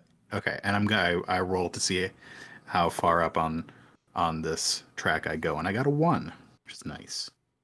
Out of 6? Out of 3. Okay. So I rolled a d6 and 1, 2, 3, and then 4 is 1, 2, 5 is 2, 6 is 3. Okay, you're lucky. Why don't you tell me everything you want to tell me about visually, mystically? Yeah. Yeah. So Bill walks up to this grave. He sees Harland Copeland, and he kneels down in front of it almost as if he's praying, but he's really calling upon that power that he felt when that vampire, that old vampire, that grandfather, made him drink the blood. And as he's on his knees with his eyes closed, I think anybody watching close would see him go pale, a pallor more pale than any normal person, almost gray white, and you can see the veins under his skin as if his skin is transparent almost. And when he opens his eyes, from the outside, you would see that they're black and glossy and just completely black. And I think I think with this weirdness, he doesn't ask for the information that he needs.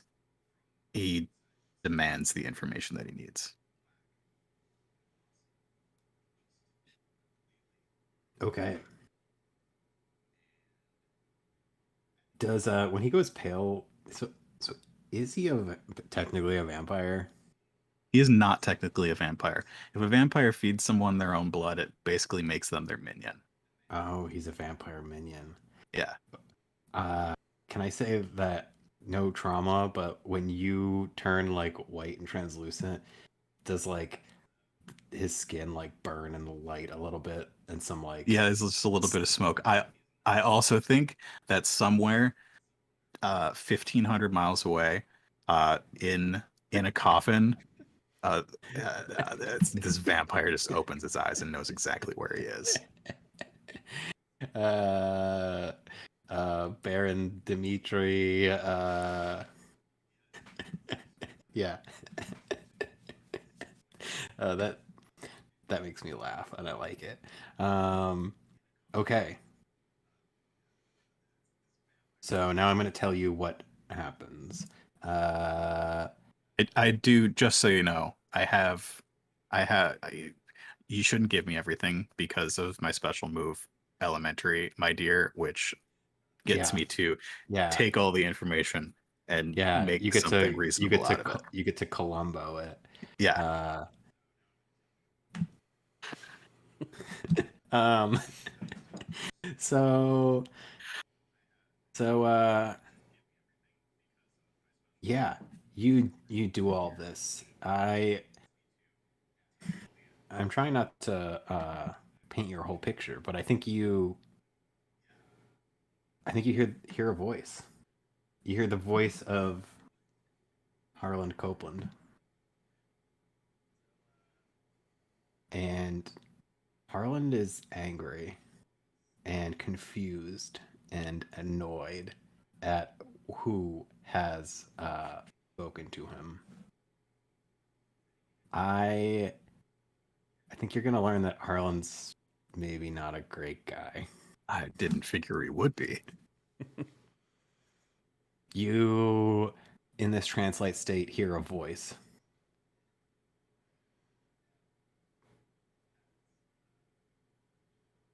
It's my Harlan voice. What is the voice of somebody who's been dead for 40 years? What is it? Who are you?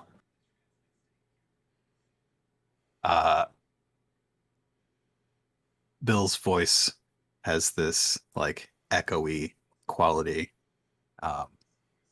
and he's not actually speaking. It's just like mind, spirit to spirit.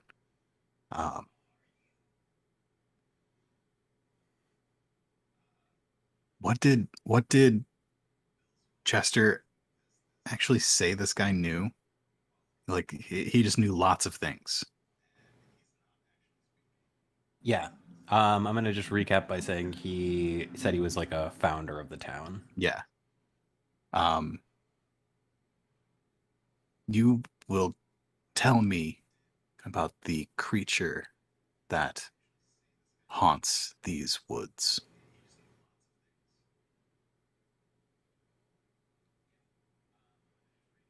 Does he? He has to tell you. I believe so. Yeah. No. You're like, I'm just trying to understand what tone he should have with you. He doesn't have to be happy about it.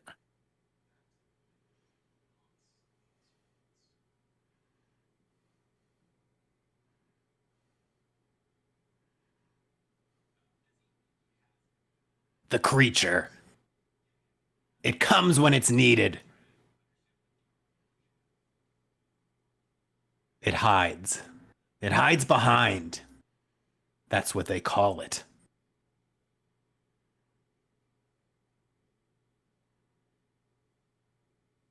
When is it needed?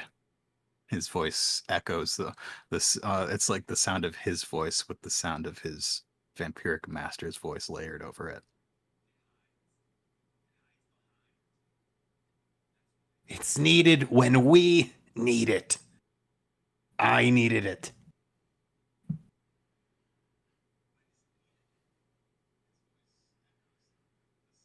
Why does your grandson need it now?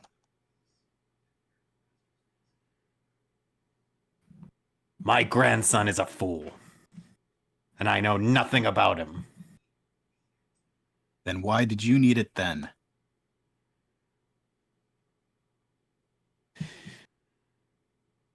I used it to establish my dominance as a founder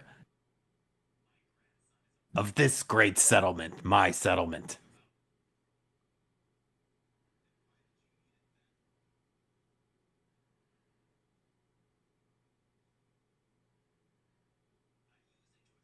How do we destroy it?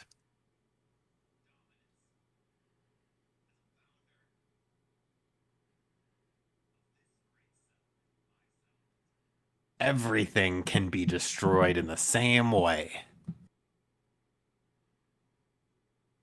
You're going to have to be more specific now. You shoot it till it's dead.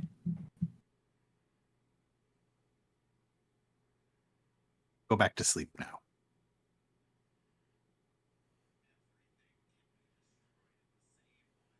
You hear some grumbling, angered grumbling as it that fades and echoes and disappears from your mind. Imagine the camera then goes from this, like that whole conversation was between Bill looking that way and this spirit, this like gaunt skeleton spirit with long hair and rotting clothing, and then the camera just goes like pans up from under the earth and we see Bill returning to normal.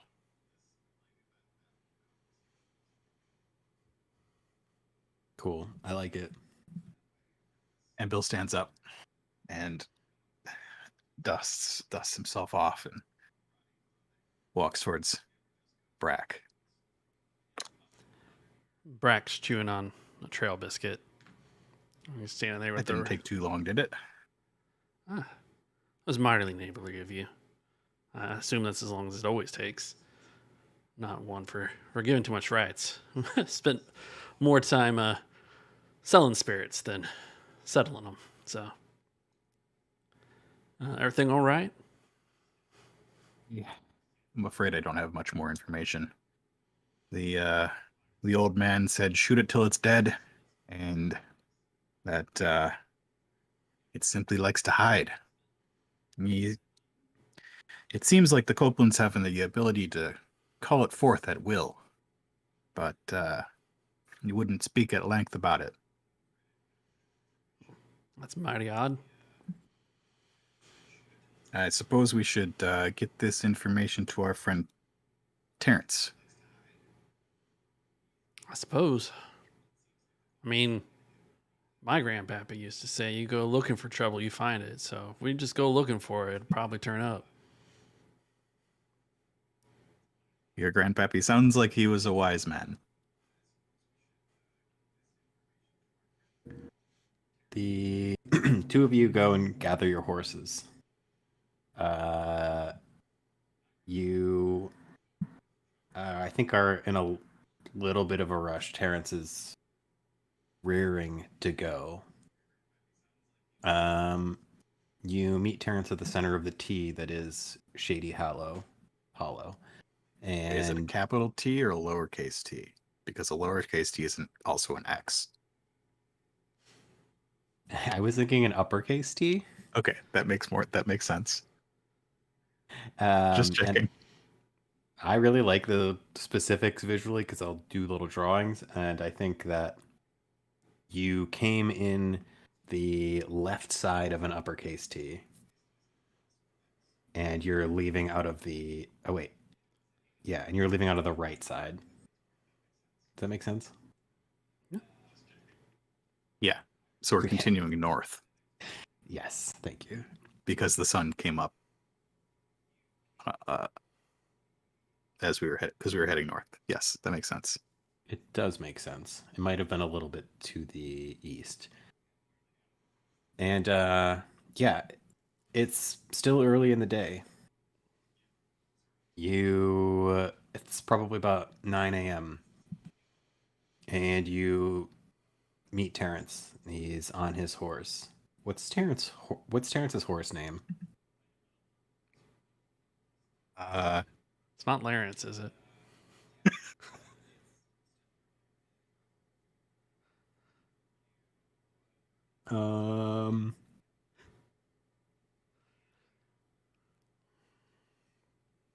Clarence. Clarence? Clarence. Clarence. No, Terrence and it's I don't know. I feel like it has to be something clever because this guy's like better than us. He is better than you. Let's see. Sunspot. Sunspot. Sunspot? Yeah. A sunspot. Should be. How about something? Yeah, something Midnight. astral. I thought about midnight. This is a. Moonbeam. I do like Moonbeam. Moon Dancer. Comet. Comet Betty. is definitely a. He pats. These are just all My Little Ponies. Are they I'm really? sure. I don't know. They should be.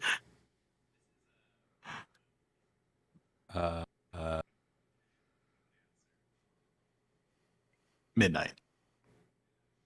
I was He picturing an pats- all black horse. So midnight. He pats his all black horse. Does. Welcome, boys. This is. Say hello to Midnight. It's actually technically Midnight Junior.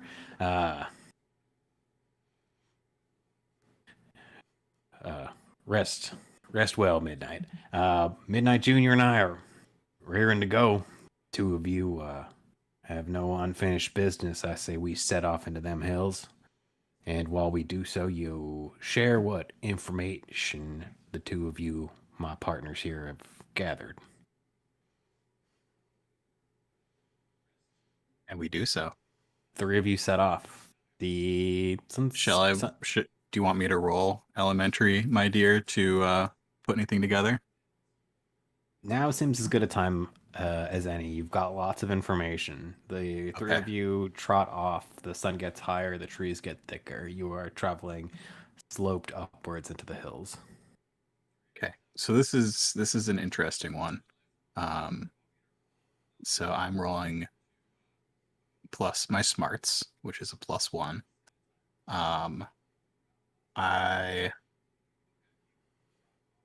We're exiting town. We're on a leisurely ride to where the attacks were happening towards the lumber mill. The lumber mill. I would like to ask for advantage. What's your advantage for again? That we're not honestly under any time constraints. The ride is it's early morning. The sun's up. We're just riding. Are just riding.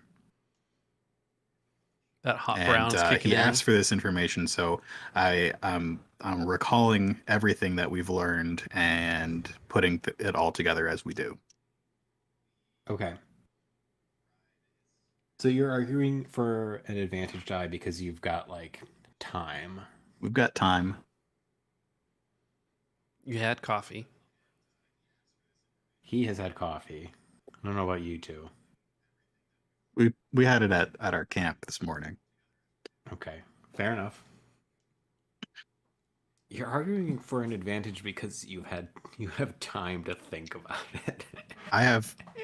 I'm arguing for an advantage because he literally asked me for all the information, so it's going through my mind, and now I'm putting it all together. This is the Columbo approach. You say it all out loud, and then you reverse engineer it into. That's exactly it.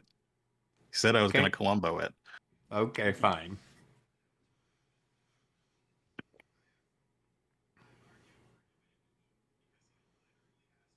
Okay, I'm going to use my single point of luck to make this a 10.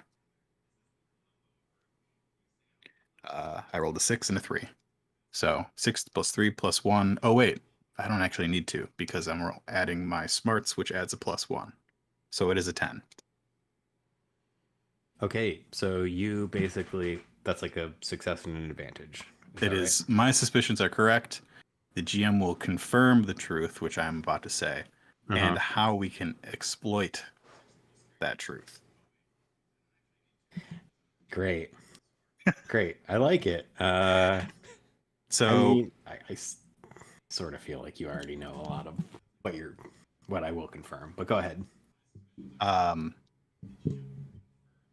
So from the information that we gathered from the drawing that Miss Grant gave us, and from what I gathered from the Copelands, we're dealing with an old lumberjack legend. I'm afraid, Terrence, that this is indeed a strange occurrence. This is something that they call a fearsome critter. Oh, though critter, I believe, makes it seem a lot less dangerous than it actually is. This creature is called a hide behind. That is correct, because you told me that. They attack unwary travelers in the forests. They're thin, with long arms and claws. Miss Grant said that it had glowing eyes, though I have not heard that part of the legend before. They, as their name suggests, they hide behind trees and wait for their victims to pass before moving quietly through the forest towards them. And now you get to tell me how I exploit that information. Well, that's some very interesting and albeit unsettling news that you've gathered there, William.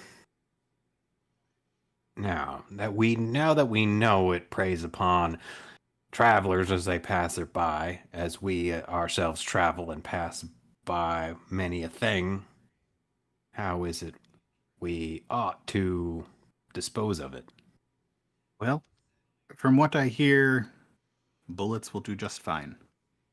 We may be able to come up with some sort of trap if we can find the right um, bait.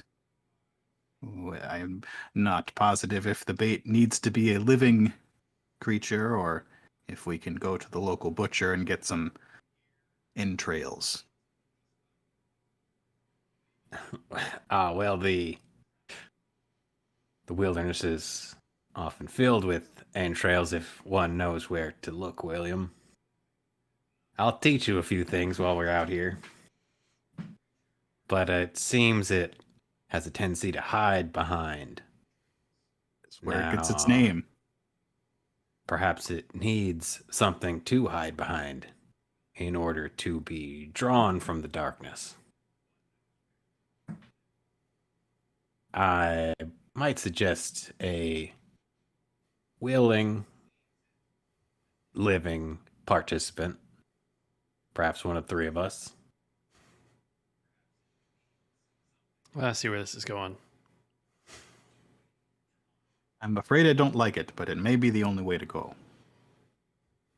Being that, Brack, you are of fit and sturdy kind, you would fare well against such a dangerous and formidable foe, though I do have many experiences with such weird creatures. If not to volunteer, I might suggest drawing straws. I have a question. The direction that we are going towards the lumber mill, towards the place that where the chopping is happening, is it the same direction that Chester Copeland went in? I'm just gonna give you free information. Yes, It is. I mean, we would have noticed that, yeah. there is like basically you go in from the south and you leave from the north, and there are some industry in the north. Now, the fact that we were asking questions of Mr. Copeland means he may be wary of us traveling this way, and as I believe, this creature may already be coming for us.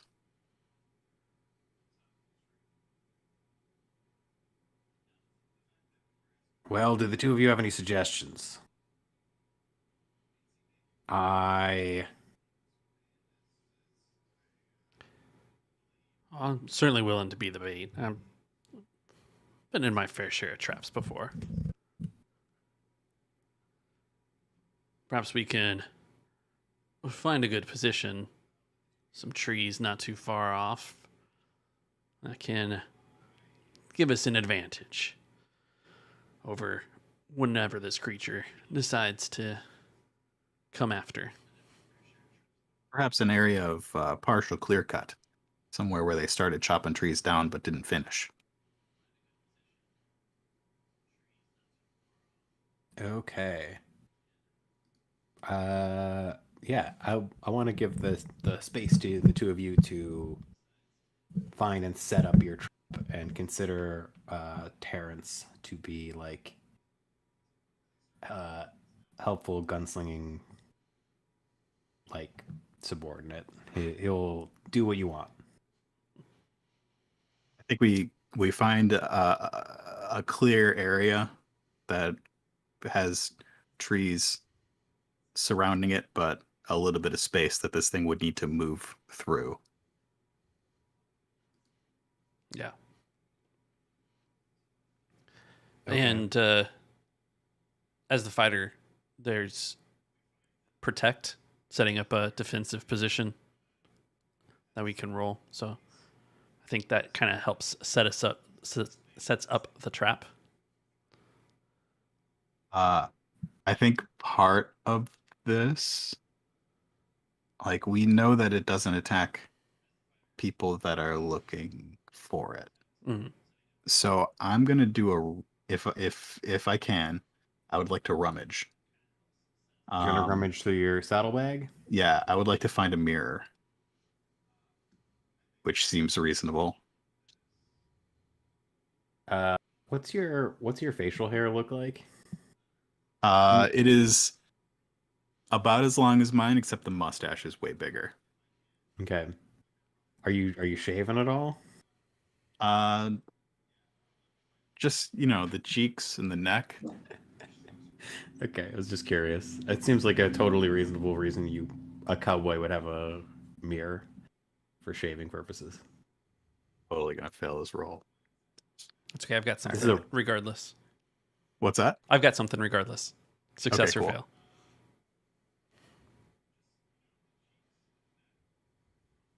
That's a Doesn't look. 7. I find uh okay, so I find a mirror, or I find something that can act as a mirror. The item, uh, your choice between these three things. The item isn't exactly what I wanted, or the item is, for whatever reason, one use only, or 3, the item is at best awkward and at worst dangerous. Jeez. So do I find a very like maybe like some what is that, like is it mercury glass? I don't know, that like shiny silver glass that is not as reflective as a mirror. Like I found a glass bottle or something. I don't know. What do you think? I'll let you decide. It could be something No, like the GM that. has to decide. Okay, That's what it says. fine. Okay, fine. We're playing by the rules. Um, you you find a uh, framed photograph, Framed photograph. and you can use the glass from the framed photograph at the right angle to use as a mirror. All right. So it's like a What's the tintype. photograph? It is a photograph of uh, Father William in front of his church, probably like when he was first sent to, and there's like some patrons with him. It's maybe it's a happy memory, but Great. now is a maybe mixed memory.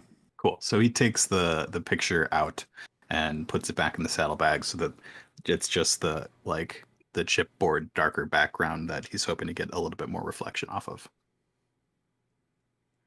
It's both not what you wanted and awkward. So there you go. Thanks. Uh, So All right. So yeah, he hangs out at the edge of the clearing. I think Terrence probably on the other side, unless you've got something else to do with Terrence, Andrew. I want you both keep a keen eye out if I'm playing the bait. So just be ready. And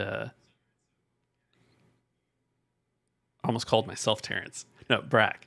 Brack is gonna walk out into this cut and find a large stump.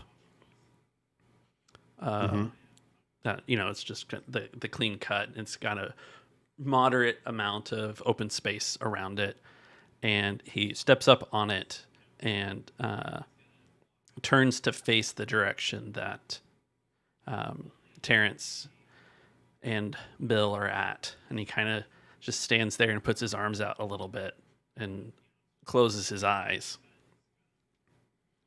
And I would like to use my tank ability at this point, which is okay. once per game session, I can do protect as if I rolled a 10 plus.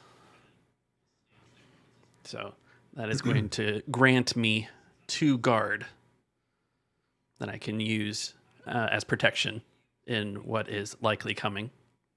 But I also, being an expert This is just the text that's underneath. Being an expert in defensive positions and barricades and fortifications, I can choose one additional benefit. My 3 choices are: the enemy will definitely fall into your trap. The doors, gates, barricades will hold fast, and NPC allies won't rout no matter what.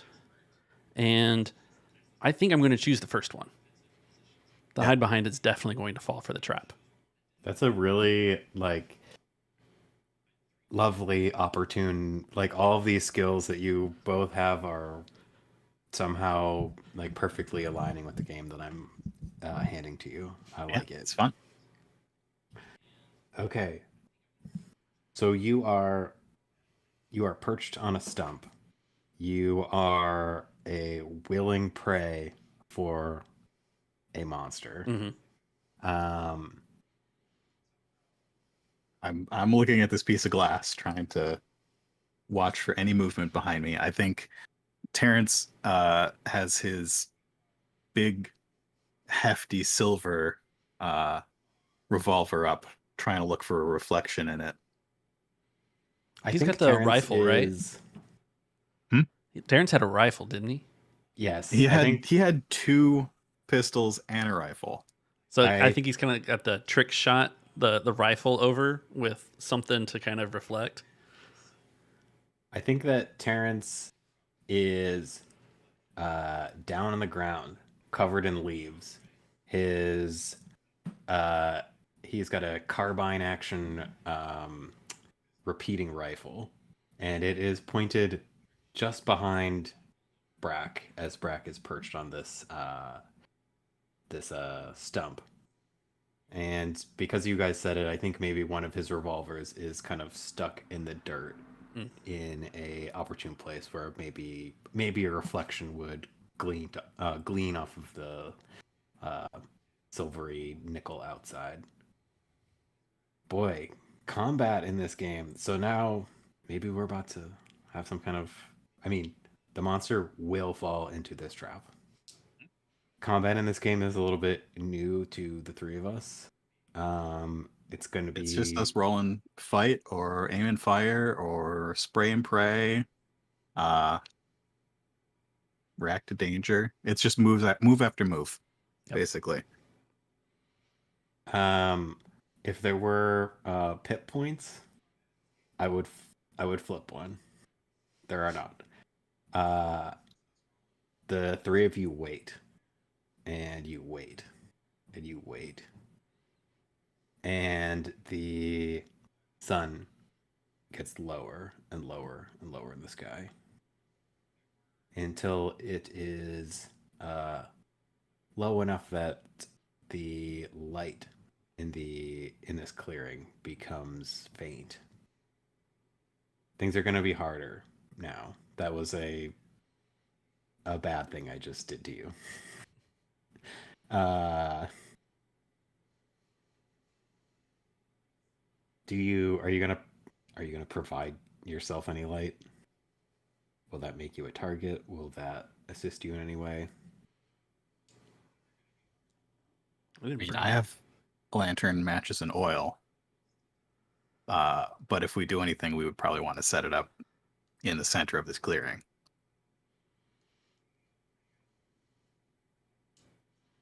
What do you think? Do we want light, or are we gonna?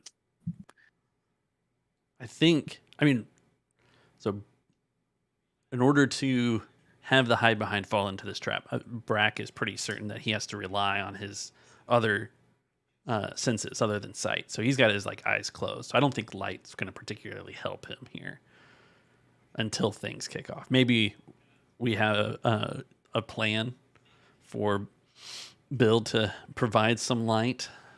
Yeah. When it comes time, but I think we're waiting until things kick off before we spring the trap. Okay. Maybe you thought about this earlier today and set this up. I mean, he's just gonna light a match, light the lantern. I think it's one of those. It's got a shade so that the light is directional. And is it pointing directly at Brack? Oh no, he's going to light it when it's time. Okay.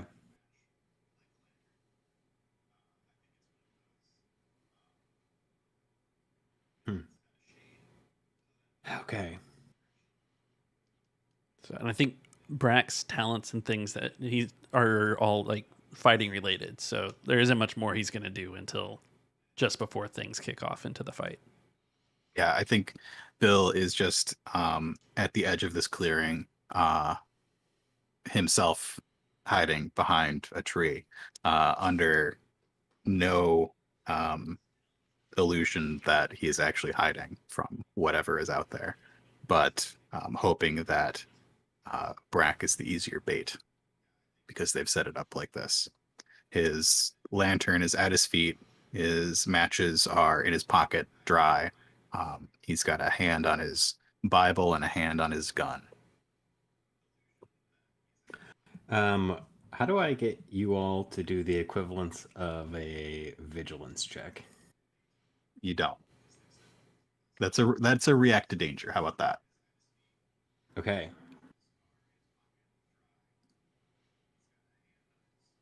So what happens? That's going to depend on the roll. So it's not a react to danger.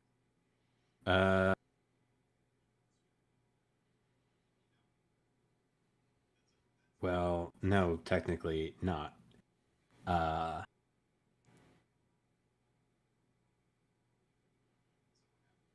This is like a kind of a abstract question for me to answer. If there are no rules, then just tell the story. I want the dice to help me narrate, depending on the outcomes of the two of you and how well or poorly you do. So if it helps, there's one talent or move that Brack has that says read them like a book, which is just before the fight starts, roll cunning or smarts, and then ask questions about what's about to happen. You can do that, and I will let the outcome of that roll dictate what will happen. Okay. So I'm going to definitely add some luck to this. The flavoring is that standing with his back to a bunch of trees, Brack is waiting patiently to spring this trap. And he's going over everything multiple times in his head over what has been said about this creature. And so he's going to piggyback off that when you're done. Okay. So I'm going to roll here.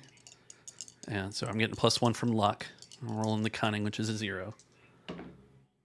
And so we get a 5. We've got 2 2s and +1. I'm going to piggyback with a reason roll. Make sense of information. If the information about this thing is true, we should know when it's going to attack. The reason roll? Yeah. Are you gonna? So you have to roll. Yeah. So I don't have a relevant book, tome, or scroll, so I'm just rolling plus my smarts. So I still get to ask my one question. But Okay. on a 6 or less, the answer to my one question will be vague and indirect, and I will miss a move that the enemy makes. Oh no. So my question that is answered vague and indirectly is what can the hide behind do to restrict or immobilize me? This is kind of like not narratively, like maybe this was something you guys talked about earlier on your ride in. The hide behind relies mostly on sharp claws, sharp teeth, and restricts by digging them into its prey and felding them, ending them very quickly. not something you maybe wanted to know as the prey. But a quick end is often certain for the unsuspecting prey. But knowing this and knowing that Brack is quite strong, Brack might feel like maybe it's not necessarily the instant end. So for my reason, I'm spending my 1 luck to make it a 7. So if it were a 10 or more, the GM would tell me something functionally useful about the subject relevant to my situation. On a 7 to 9, the GM will only tell you something interesting, and it's on the player to make it useful. I have to tell you something interesting that you've gleaned from this, like, ambush. Yeah. Something that you may see as useful, but I might not see as useful yet.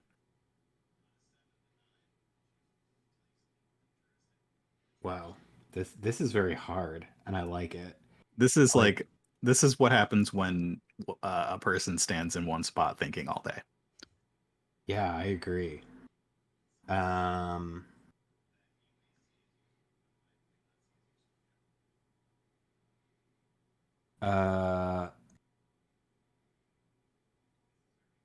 Okay. I like it. Thought of something weird, which is perfect. Tell me something weird. You've been sitting here staring at poor Brack, who has, of all the people that have to wait for like 3 hours, it's the least probably fun for Brack. But you're sitting and you're observing the natural environment around you, and I think you start to spot a pattern.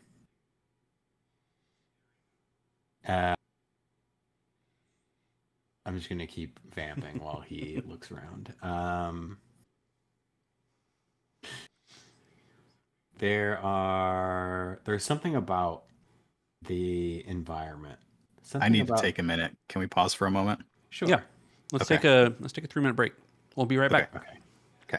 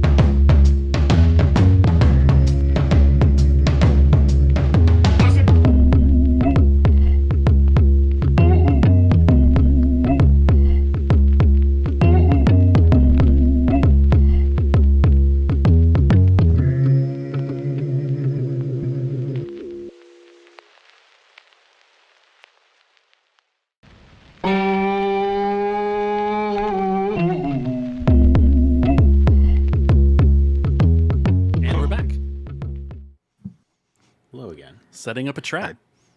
Doug, you had a question for me. The trap has been set. Brack has sort of failed again, sadly. But he's still got his he's still on guard. He still has the protect going. Do have protect going. And a trap And- that is definitely going to be fallen for. Definitely, I wrote that down. Enemy will fall into trap. And Father William, you what did you just try and do? You tried to ask a question. So I've actually got two things here. So the first is that all this time has gone by. Yes. And yeah, all this time has gone by, and we each took these minor traumas. Mine was basically a bloody nose, and Brax was that he couldn't hear out of one ear. Mm-hmm. What? Has enough time gone by that those have gone away?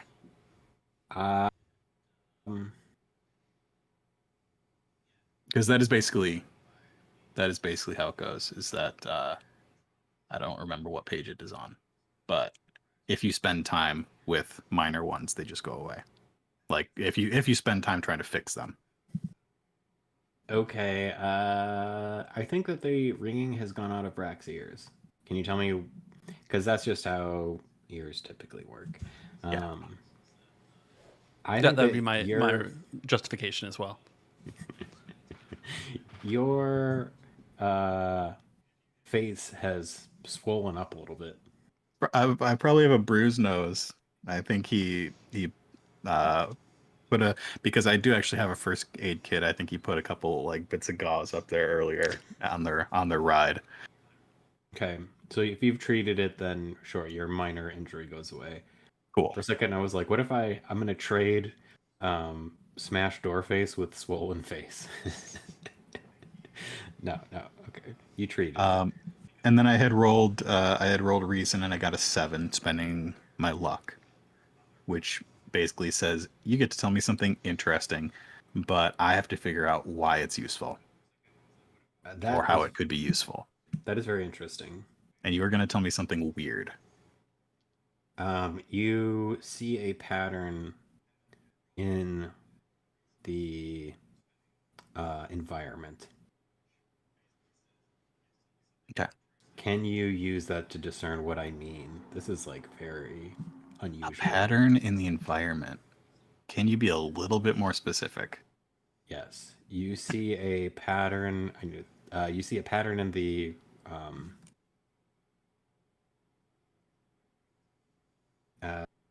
environment. This is not that the trees are a certain distance from each other. This is that somebody has deliberately created. No, you gotta let me finish. Okay. You see a pattern in the something involving the fauna of this environment. This is probably going to be just about the last thing that's going to happen before something else happens. The birds have stopped singing, even though it's night, so there are no birds singing. No, wasn't what I was thinking. I found a pattern, but I don't know what the pattern is. Okay. Yeah. I guess. Okay. That's all I can give you. There's a line of turtles walking by me. If I gave you any other clue, you would get it. Great. Then what happens? The three of you, you sit and you wait. You've been waiting forever. There's a light at the ready, but it's very dark. You see Something I said made him laugh. Something probably okay, maybe it's unrelated. No, it's for happened the on the folks who watch this later. If you don't join us on Discord, you miss all of the hilarious hijinks that happen there. Every time I you guys usually laugh, try to miss them because otherwise I end up like this, completely breaking from the game and laughing at turtles wiggling their turtle hands at each other. Wonderful.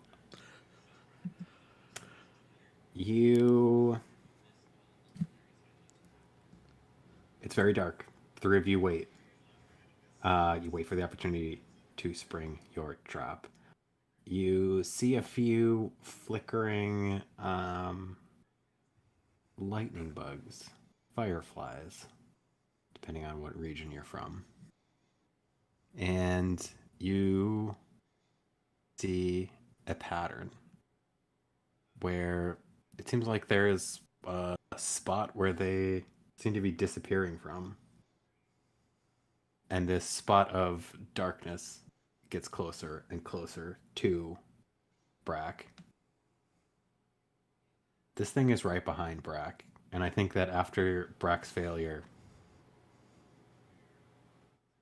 Brack does not know it. Some claws lunge at Brack on this stump. And I think Brack is going to take a moderate trauma that I want to call a claw wound. And I don't know anything about combat or how this is going to reflect on your character. I think it happens. Okay. Since specifically, unless an enemy can get up close and stick you with a dagger or a claw, you can shrug Right off in your most. throat. Oh, I wanted to skip over that part. You get stabbed in the throat.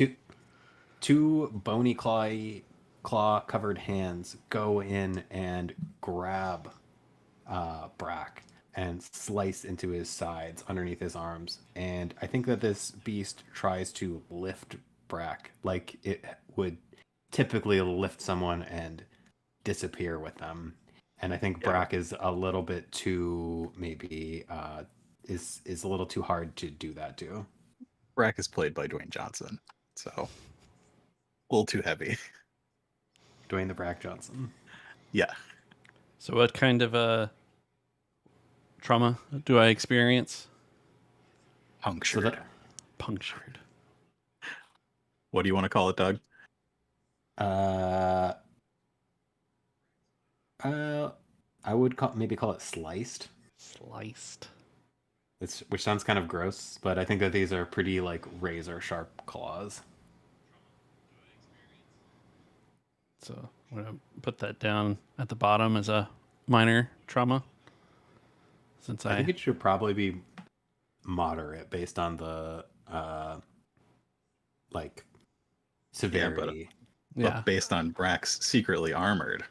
Okay, I forgot about that. Because the secret armor is that he wears a chainmail underneath his shirt. Okay. Which is how he won most of his boxing matches. He's a crooked boxer? Of course he is. Okay. Yeah, I mean that secret chainmail is going to drastically reduce a claw that kind of draws across the flesh.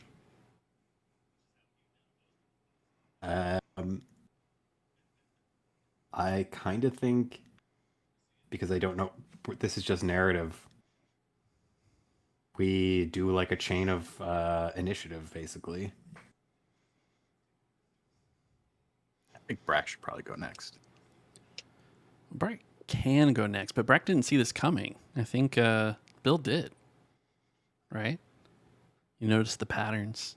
He did not notice the pattern. You saw the pattern. You didn't notice. I did notice the pattern. Because I rolled and noticed the pattern. You just wouldn't tell me what the pattern was. And then I told you what it was. Yeah. So I noticed it, but I couldn't make it useful until I saw the reflection in my picture frame. All right. I'm going to attempt to aim and fire. Not gonna happen. In like the total darkness. Yeah, sure. There's a big dark thing hugging Brack. Okay, fair enough. You can tell me I get disadvantage if you want. I'm gonna fail Oh. it anyway. Well, yeah, you should get a disadvantage. Okay. Is there a way you can cancel a disadvantage with an advantage? Nope. Really? Yeah. All right. So I'm adding my reflexes, which is -1. Jeez. You should have been the bait. Probably. No, I'd be dead. It just doesn't make sense. I guess I don't know that he would. How would he do this? He would react. You react to danger. Um.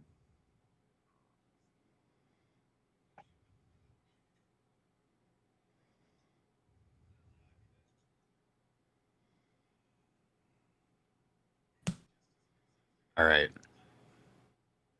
We're gonna make a mistake. I'm gonna improvise. I'm going to use a weapon, tool, or object to complete a task for which it was not designed. I am going to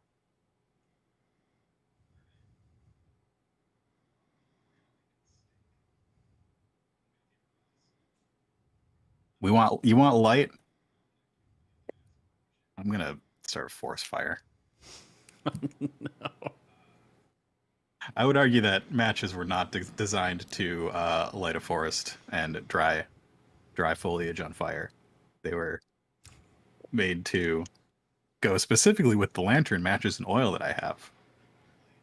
I mean, matches and oil, you can make big fire. Is that improvise, or is that, I don't know what else that would be. What do you want to call it?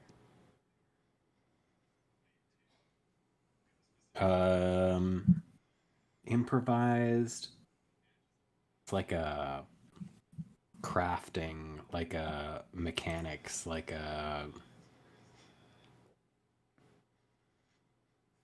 Is there an equivalent for something like All right, that? yeah. So what I'm gonna do is take some of that gauze from my first aid kit, dip it in the oil, and light it up. Basically making a Molotov cocktail. Okay. You're just trying to make light. Are you throwing a Molotov No. cocktail? I'm not making a light. I'm making a fire. Uh-huh. Okay. So you like We're gonna light this clearing up. so you have like a little fuse that is gauze and it runs to your thing of oil. And No, I'm you gonna throw it. Okay. I should just let you roll and tell me instead of me trying to infer. All right. So I add my cunning. That is a 10, 11, 12. My plan works in the way I intended. No complications. He quickly takes the gauze after he hears the grunt of pain or whatever coming from Brack in the center. He quickly takes the gauze from his first aid kit and dips it in the little bottle of oil that he has.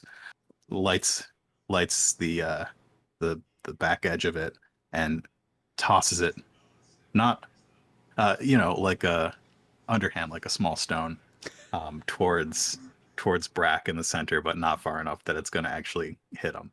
And I think it breaks around, and there's just of fire as it spreads out, lighting up this creature. Mm-hmm. For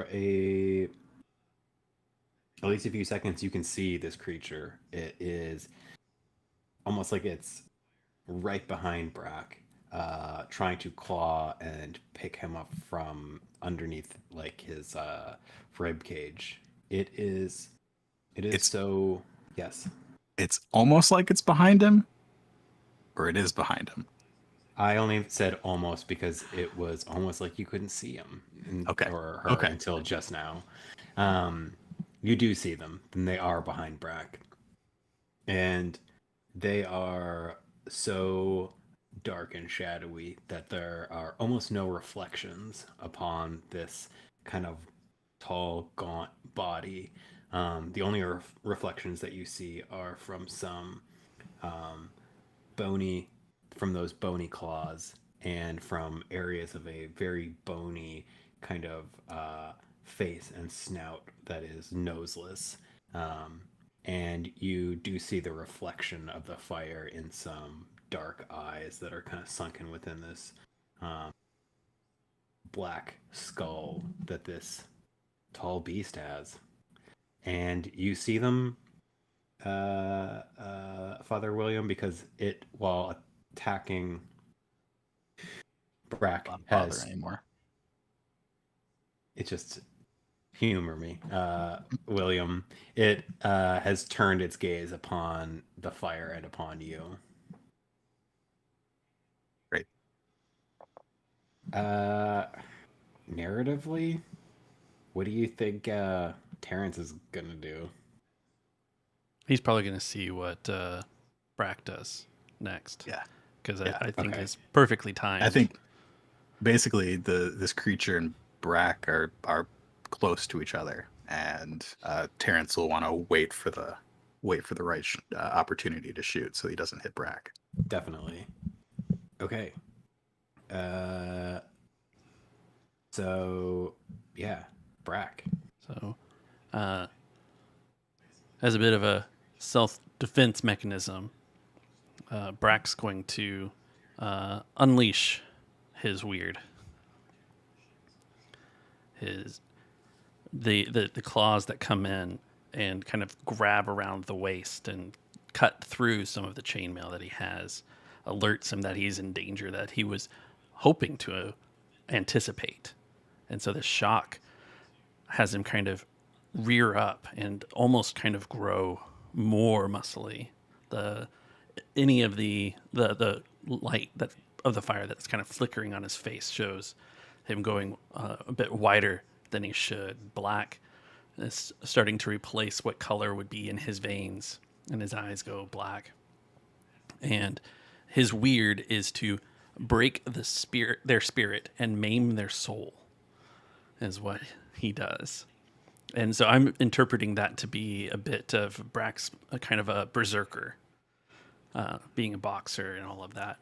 But he has this weird supernatural to him, and he reaches one arm back and locks on to the hide behind to kind of get a good grip on it and swing it around and go full force and look mightily overbearing on this creature, and rips and pulls and just manhandles this creature and shoves it closer to the fire while speaking in an almost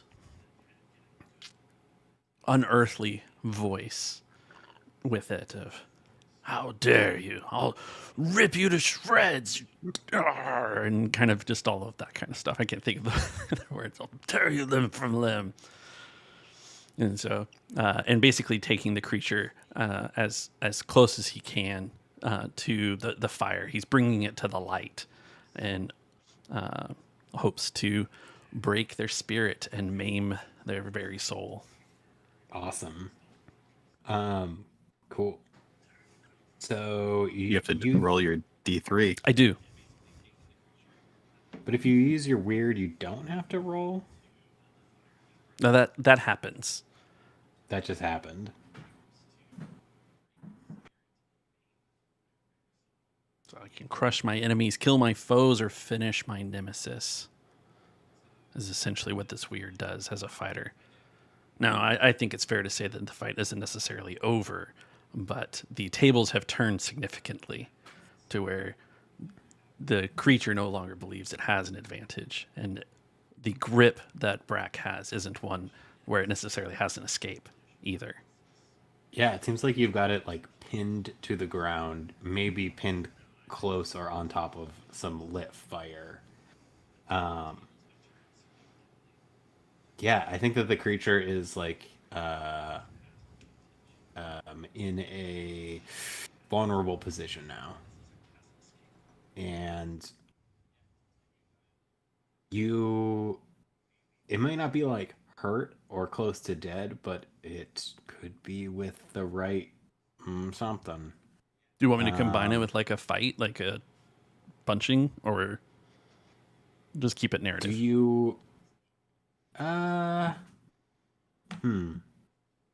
mean, I'm kind of like workshopping the game a little bit, but if you wanted to like do an action, do like a punch to the face, a nice pile drive to the face. Drive to the face.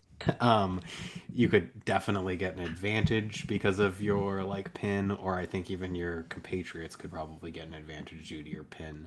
And maybe I would, as the GM, consider an amount of time before who knows what, or maybe you guys will fail with something like that, and it'll escape and kill one of you. I don't know.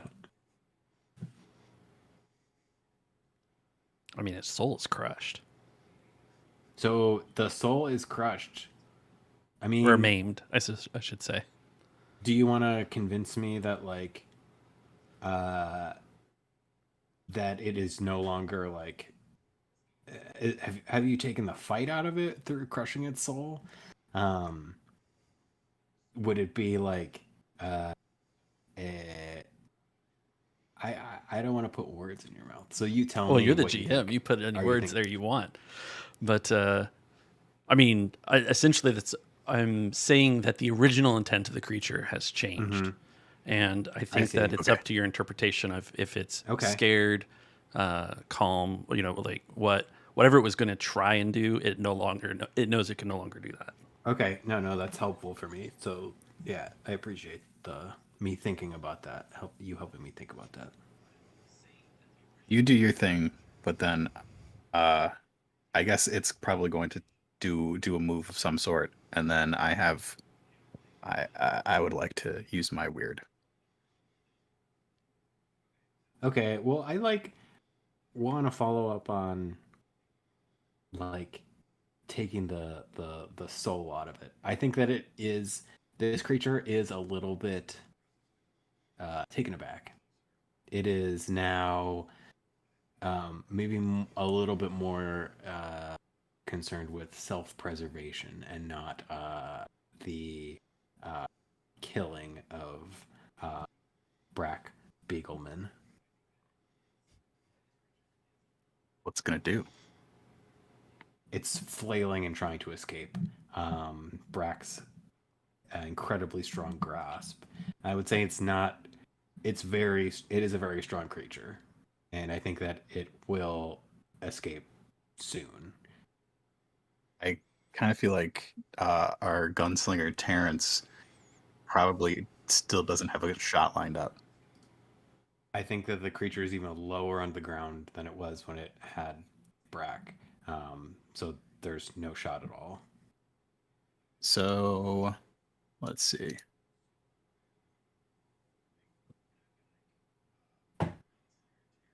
Are you looking by any chance at the GM move list? So this might give you ideas of what to do with your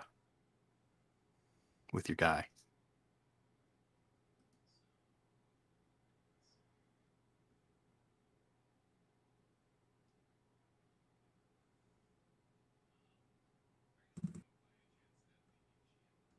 Otherwise, I'm gonna just end it with my weird. Hopefully. What did you roll on your weird track? I got a 2. I rolled a 2, which I believe translates to a 1. Wouldn't that okay? Wait, isn't that right? Sure. I don't know. I was doing 1 2 3 1 2 3. So 1 2 3 4 Oh, 1 I see. 5 2. But Okay. I mean, you did whatever you did. I rolled the dice. It was apparently meaningless because I just took 1. I'm going to take 2 just for the heck of it. Okay. Because I feel it was a 2. Because I don't think Brack controls it very well.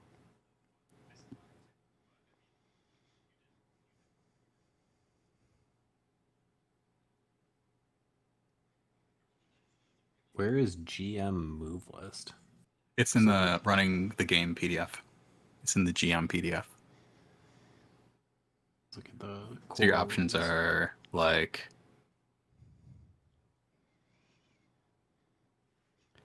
So I might suggest yeah.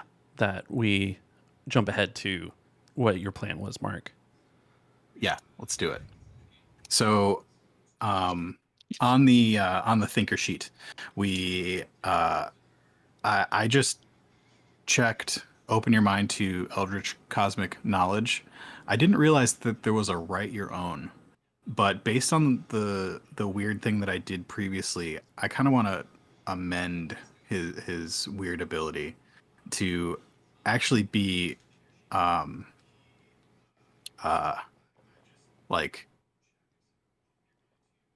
to dealing with spirits, dealing with like the dead. Like basically what I want to do with my while I unleash my weird is call upon the spirits of the people that the hide behind took and ask them to take its spirit with them. Mm-hmm.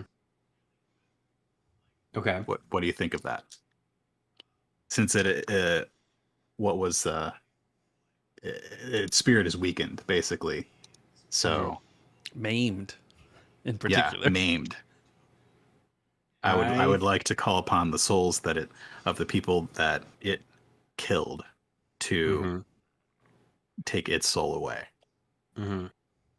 I will allow it. I don't want. I'm not going to let you get a disadvantage for that specifically, or an advantage. I don't have to roll it. Oh, you can just do it.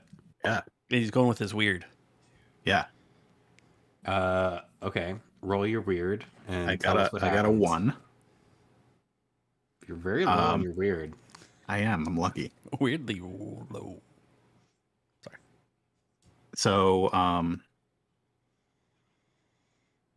William, he is he was sitting. He stood to throw the bottle of oil, and I think he sort of half collapses up against the tree that he's next to,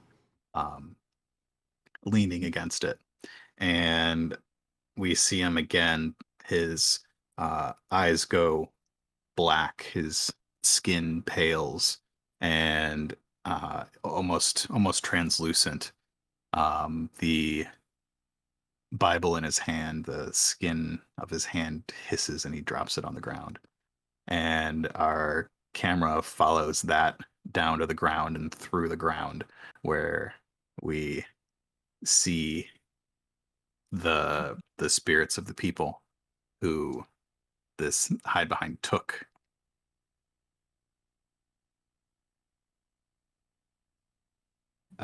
Yes. Tell me what a spirit looks like in this circumstance. I think they look how they looked when they died. I don't think it's a pretty picture. They are kind of a, even in this incredibly dark, waning moon of an evening, you can barely see the purple, kind of blue glow of probably 20 kind of luminescent objects emerge from the forest around you. And yeah, go ahead. They slowly move towards the creature on the ground. The flames are flickering around them. The their movement is erratic. They're almost invisible to. I think they're almost invisible to Brack, and maybe not even visible to the gunslinger Terrence. And yeah, I think Brack just sees these like jittering shapes moving, and Bill sees these people, these like half digested people, these like dragging bits of them behind them, and they move towards where Brack is fighting the hide behind. Okay, I think that as they approach closer and closer, the hide behind behavior gets more kind of erratic and panicked, like it knows that it is being threatened. I think that simultaneously, these taken spirits and Brack are going to finish off whatever is left of this thing. Ooh, I Do you got something. both want to kind of narratively tell me what that's going to look like and how it's going to play out? I think on Brack's end, as these hard to see souls move in closer, he sees the hide behind get more and more frantic and scared, and using his strength with the pen, he wraps one arm underneath the neck of the creature and pulls back, and he exposes the chest to the heart where it might be, where the soul of the creature might reside, and he basically leaves it open for what these spirits will do. I don't think they drag it out quickly. I think Brack feels this thing struggle against the tugging, and but eventually something gives.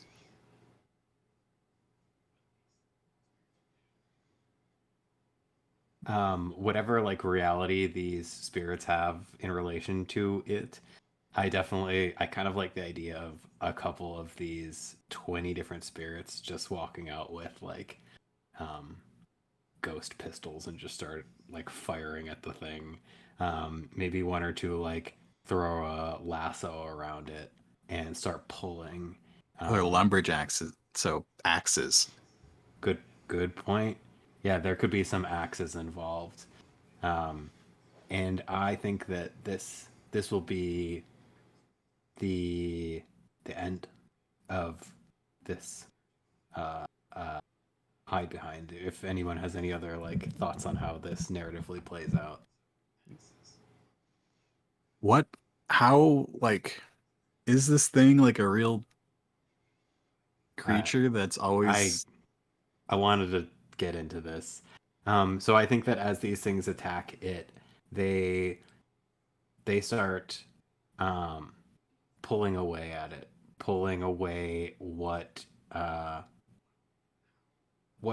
makes it animated, and after a while, they have such an upper hand that it's almost like they've carried away what it was. You see these spirits kind of glimmer and disappear into the trees of the clearing. And what's left is actually something both of you have seen before. It looks like what the hide behind was more of a parasite. It was occupying the remains of a grizzly bear, and there's just some bones and fur, no blood or organs left over. I feel like it's like almost just empty. Yeah. Yes, it's just like like an armature Like a that was belt. being piloted. Yeah. Yeah.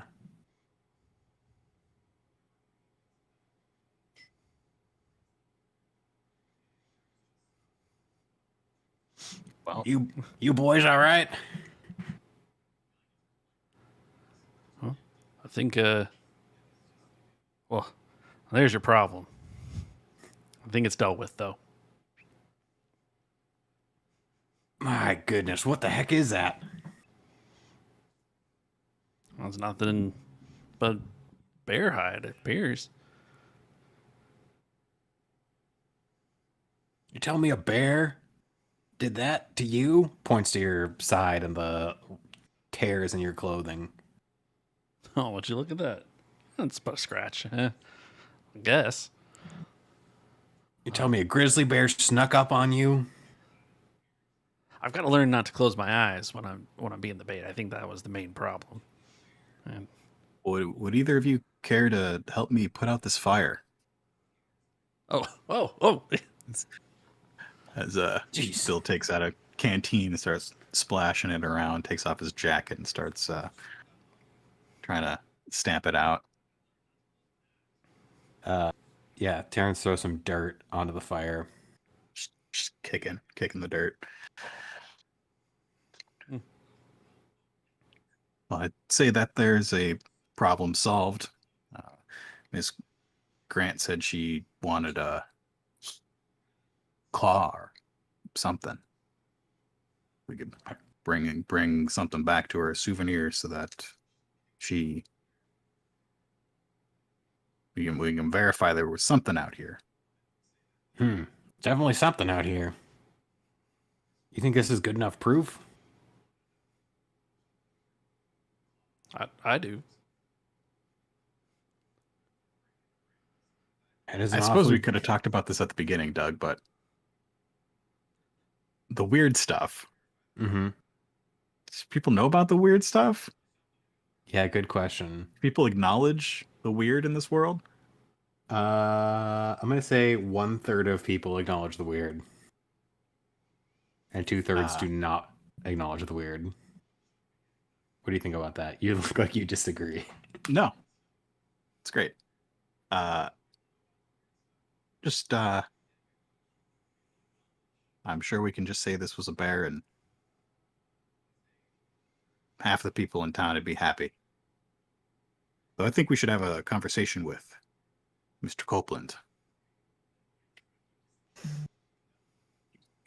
You think Mr. Copeland has got control over a bear? No, William. You can take the prize for this. So if that's all right with you, Brack. I mean, I still want to be paid. You did agree to share the reward with us, but We made an agreement, and I am an honorable soul, and both of you will be paid 50%.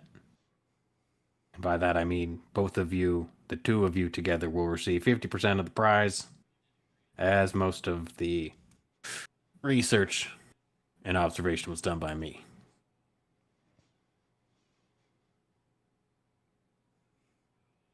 wow, sounds fair. Going against all my instincts to It Vutrid sounds this. like what it is, boys.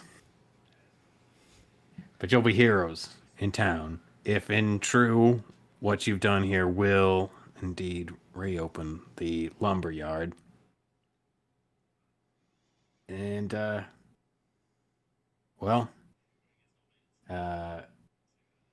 Terrence puts his fingers together and whistles. And Midnight Junior runs over.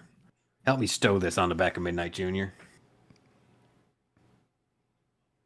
Brack one arms it, lays it across the back of the horse. Oh, you are helpful indeed. We head back to town. I don't suppose Chester Copeland is anywhere to be found. You're not. It's late. It's probably 4 a.m. Oh, it's that late. Okay. I think that you had a ride out there and you had a ride back in. And Chester Copeland is sleeping in his comfy bed. He might not even be at town. Who knows? Yeah. Kind of. My vote.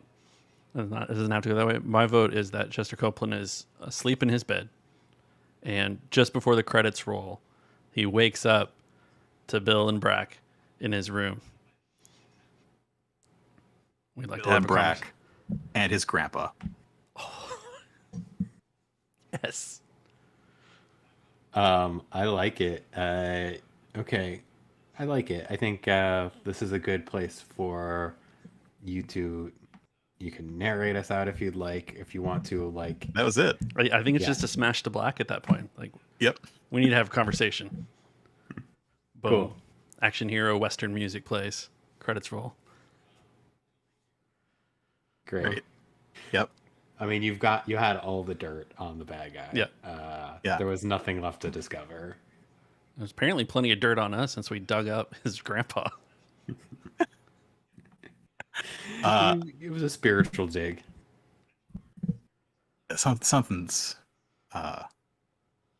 bothering me, though. Hmm? Did he say there were two? Did not say that. You could have just left it at that.